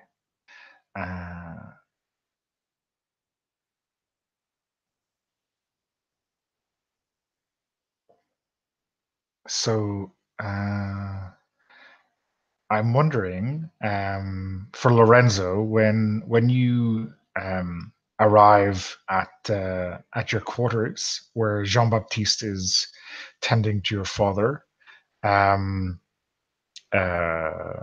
what do you say to him? What do you relate of what's just happened to you out in the corridor with the Baron and the Cardinal? I tell him what happened. I tell him that I saw Baron de Montfort with the Cardinal, and I approached them to ask about Father Jean, and the Baron made no attempt to hide that Father Jean was very much on the radar. They're probably, sounds like they see him as a traitor.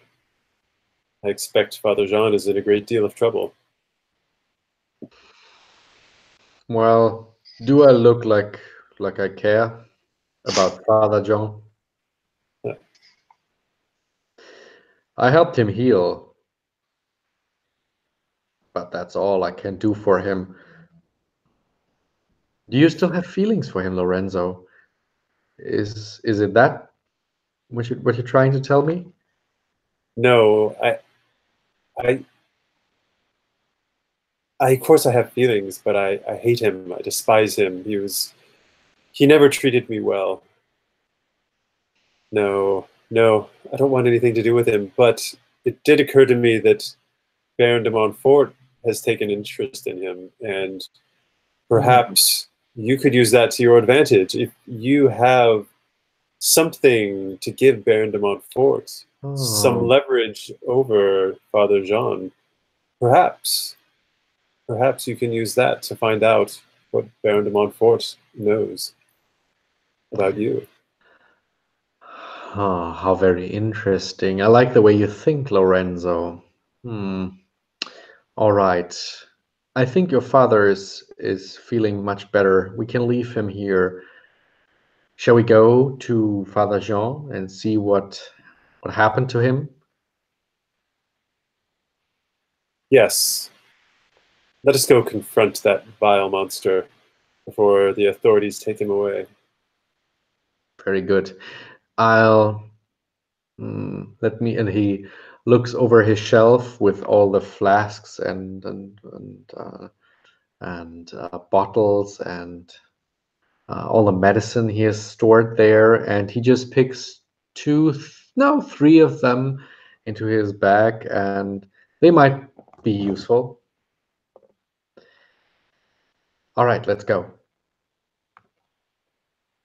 So we go to Father Jean's quarters, perhaps.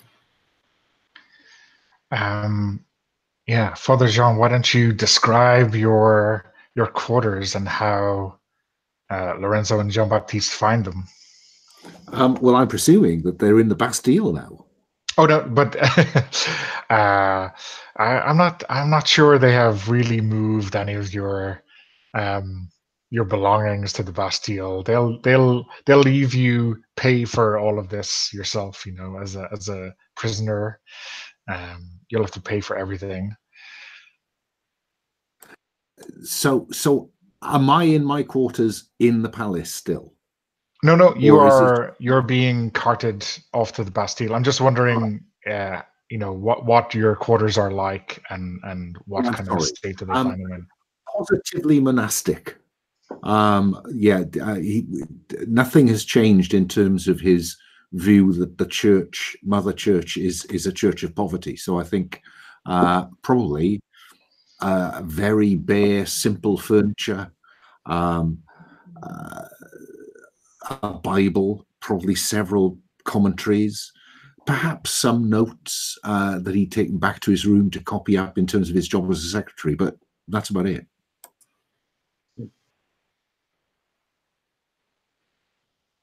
So, Lorenzo, in this very bare and Spartan setup, what reminds you of a thing that you did love about Father Jean? His passion and his sense of just his sense of spiritual dignity, that he was doing the right thing and following the path. And while I'm here in his room, I feel like I just want to, as I'm touching all of his things, I'm just contemplating all of the different aspects of Father Jean and anything about Father Jean we might know that Baron de Montfort would find useful. And I would like to gaze into the abyss as I ponder Father Jean's items. So is this you singing, or is this some other kind of gazing? This is something else. Yeah, I think I'm just picking up all of Father Jean's things and maybe taking an extra article of clothing of his or his blanket and smelling it, and just like remembering, his, the things about him from his possessions and being in his room. Okay, let's see a roll.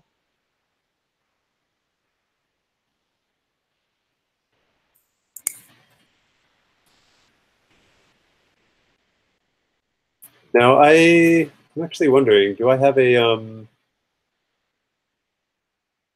I had some +1s at various points. I had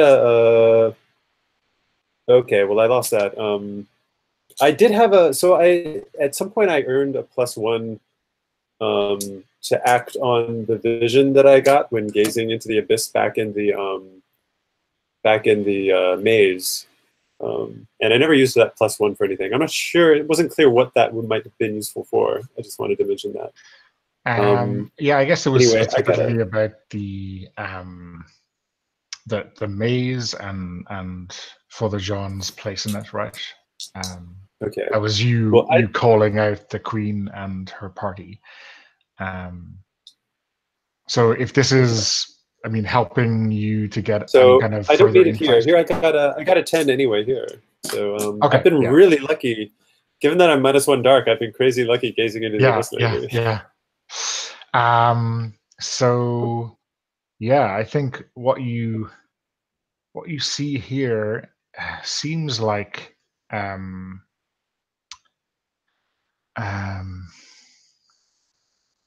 you know what? I think I will let Father Jean paint this scene for you. I don't want to put thoughts or actions into his past. Yeah, what Father John? What does Lorenzo find out specifically about maybe how you have been planning revolt, or how deep into the fairy world that you have tried to imagine yourself? Yeah, I think probably it's less about revolt because that's a very fresh idea. I think probably it's an insight into his past and perhaps the origins he didn't recognize himself. There is a crucifix on the wall, a very simple one, but it is the cross is etched with leaves. Among the Bible and the commentaries is a tiny, thin, slim copy of a book of illustrated fairy tales from his childhood. There are almost absent-mindedly at his desk. When you move the papers about, you'll see that where his pen has rested, he's doodled. And some of those doodles, again, are of plants and trees and things of nature. And finally, perhaps, deep among the his cassocks and very little else, but at the bottom of a chest, you find a blanket of very fine material. It feels a little like satin, a little like silk, but it is exquisitely embroidered with tiny, tiny flowers and covered with embroidery of leaves. In my mind's eye, this might well be the wrapping that the baby Jean was found in, rather than having been born. Okay.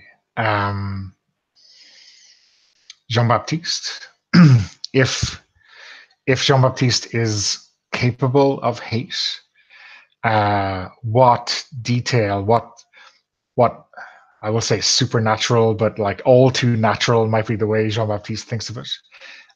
Detail that he sees here evokes or would evoke such an emotion in him. Hate.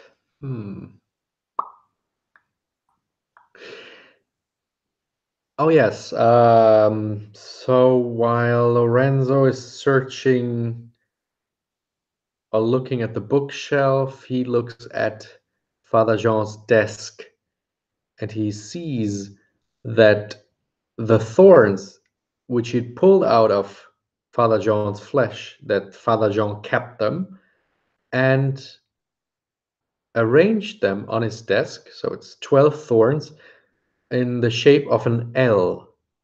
Or maybe he just put them on the desk and they, fell together like an L. But is that his way of admitting his deep feelings for Lorenzo?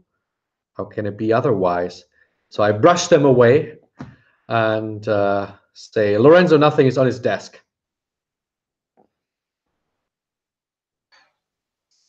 Okay. The door behind you opens, and in walks Baron de Montfort and 4 or 5 soldiers, and they are surprised to see you, but Baron de Montfort sees Lorenzo and says in a, I think, annoyed tone that maybe you haven't heard before, but seems oddly familiar to you, Jean-Baptiste. I thought I told you to be in your quarters. Are you talking to me, He's sir? talking to Lorenzo. Ah, Um, I say, I came here looking for evidence of this traitor. And look at these things that I found. I hold up the blanket. I say, no father should be able to keep such a fine material as this. Clearly, he has been a traitor. Clearly, he is um, living beyond his means as a father, a man of the cloth. are you shutting down the Baron? Sure, yeah. Yeah, okay. Stop his That's accusatory tone in his tracks. All right.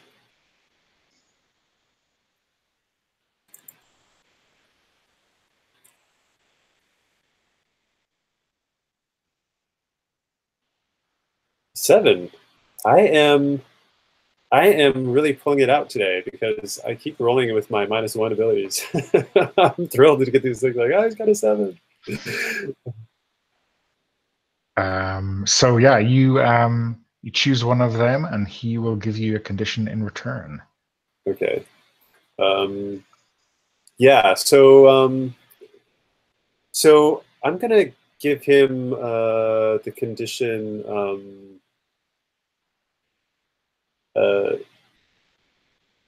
Like a overzealous, to be accusing anyone and everyone, and then yeah, and then he'll give me a condition in return, or I can choose anyone, right? I think I'll give him. Yeah, I think I'll give him that condition, overzealous.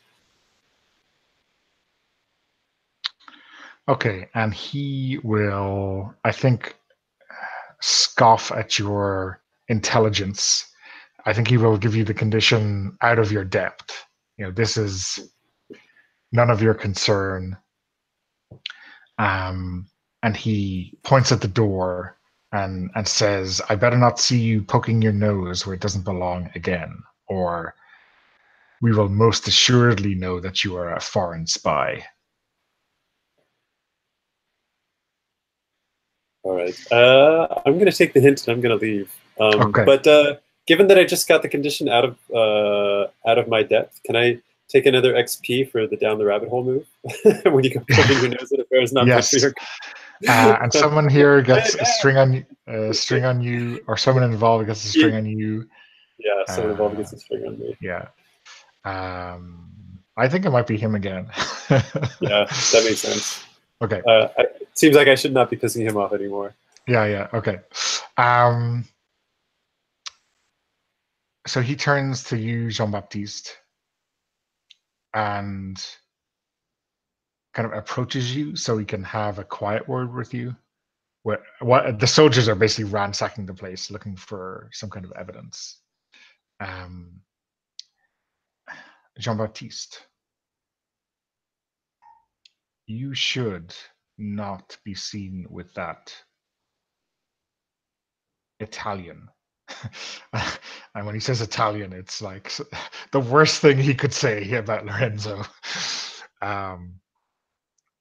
Or your existence will be in peril. These are dark days for the kingdom, and only together will we be able to help.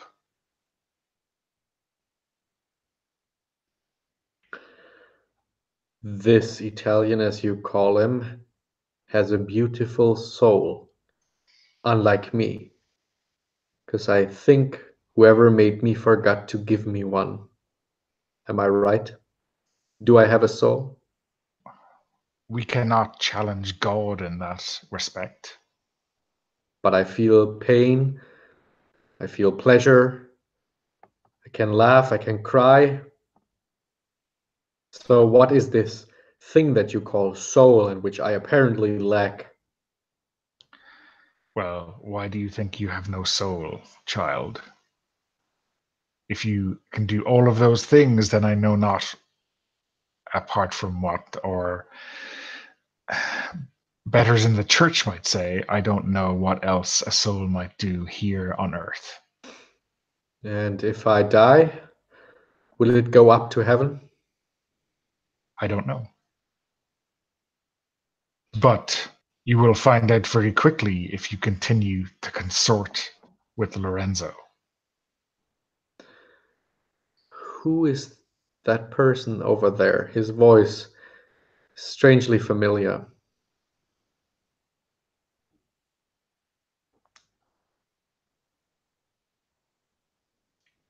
Who? There was another man, right? Or did I got that wrong? The cardinal, wasn't it? The cardinal? Yeah, didn't you say when they entered that someone talked and I recognized? Yeah. Oh, I think it was Baron no, Montfort. it was the was- tone that Baron de Montfort was using. That All right. seemed very familiar. All right. Okay. Sorry, then Yeah. I got that wrong. Okay. Barry Makerly, perhaps. Sorry. I asked. Maybe it seemed familiar in a very Makerly sort of way. Yes. Yeah, it seemed like something, a father disciplining a child might use, in a way that seemed oddly familiar to you. Yes. Okay. So, Baron de Montfort, if you are not willing to tell me who my maker is, who created me, and why it says in red ink "failed experiment" on my arm, if you are not willing to do that, I will find out. And I roll, and I in front of his eyes unroll the map of the maze, where I have in red ink as well marked Baron de Montfort's place, trying to shut him down. Okay, go first. I'm not very good at it. So, submit, no modifiers. An 8, a partial success. So, what option are you taking on him?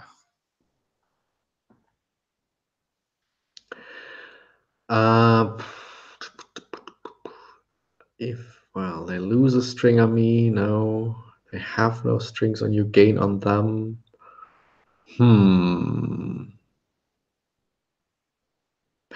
I think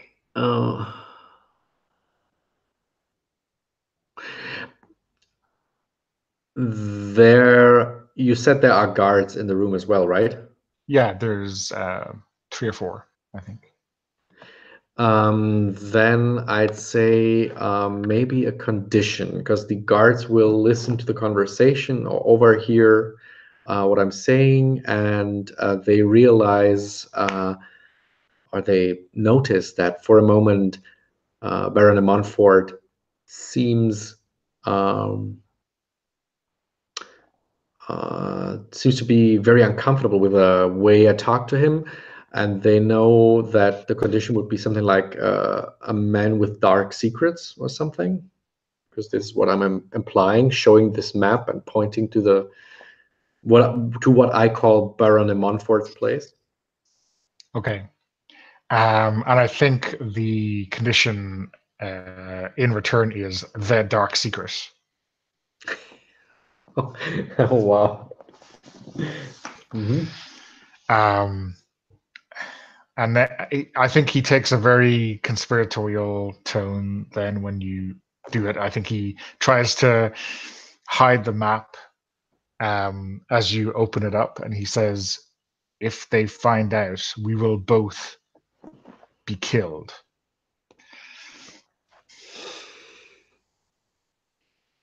Well, at least then I would find out if someone put a soul into this body. Is that what you want? Is that all that you want? You do not want to find out more? I can tell you, just not now. We have more important things to do right now. What is so important? There are spies in the palace working against France. You mean Father John? I am Amongst others. I am willing to kill him at any time, if that's what you wish in return for the information that you got for me. Jean-Baptiste, if you go and kill Lorenzo, then I will tell you everything. You must be joking. I love Lorenzo and he loves me. He manipulates you into exposing yourself. As far as I can see, he is a spy. No, you don't know him like I do. That's not true. No, he's not. How many days ago was he so tightly bound to Father Jean? And then when he had sent the priest in a certain trajectory, did he drop them like a hot lead piece? But he gave me clarity in the maze. He did that. In order to use you. Who tells me that you are not manipulating me right now? I don't even know you. And when you return with Lorenzo's blood on your hands or on your scalpel, I will tell you and show you everything. I will show you my notebooks. I will show you your brothers. I have brothers. You know that this shell is capable of things that humans never could do. I can crush your skull with my hands if you betray me. If you don't give me your notebooks after I've done what you want me to do, then trust me, I will crush your skull. I understand. I must think about this. There's no time. I am sure that he will be fleeing in a moment.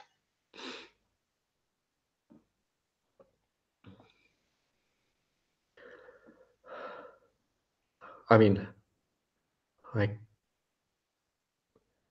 in order to find out more about humans, I've read all the tragedies, the French ones, the English ones, and killing the person you love, that's always the most tragic part. This is what you asked me to do. Well, I think, Jean-Baptiste, you are human in this. This pain that you feel, dare I say it, in your soul, makes you as human as I am.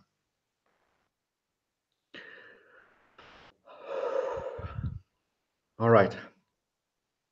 Meet me at the entrance of the maze in exactly 1 hour. Okay. I think we should do an epilogue for everyone. Let's start with Father Jean. Yes, we see Father Jean offering Marie Antoinette absolution as she makes her way to the guillotine.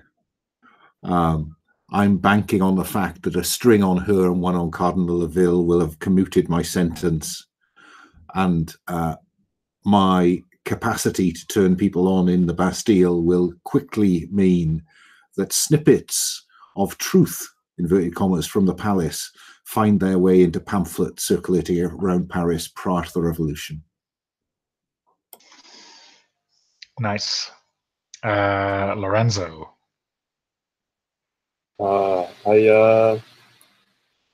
I think Lorenzo is perhaps very naive and sees his places here trying to please the queen, and I think Lorenzo will have a tragic end at the hands of ultimately there is no place for Lorenzo here as long as Baron de Montfort wishes him taken care of.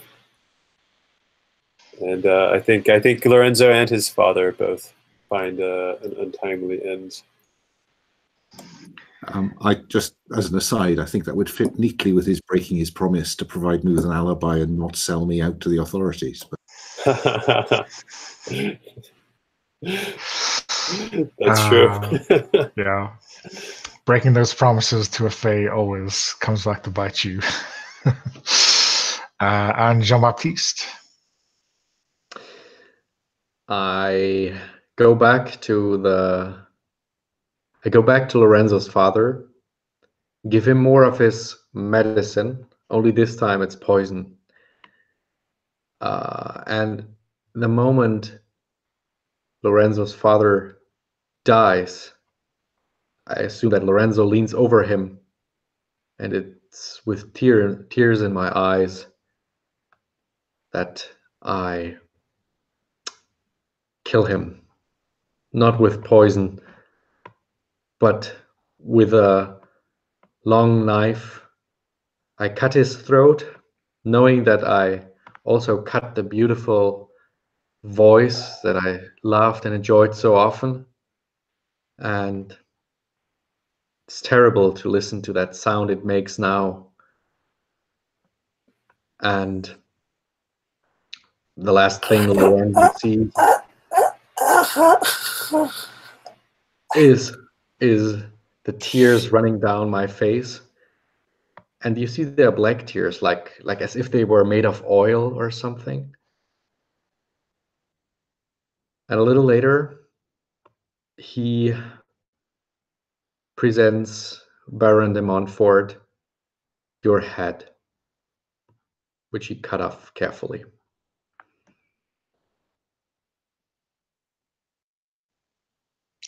Okay, I think that's a wrap. We draw a curtain across our sorry scene. I'll stop the broadcast.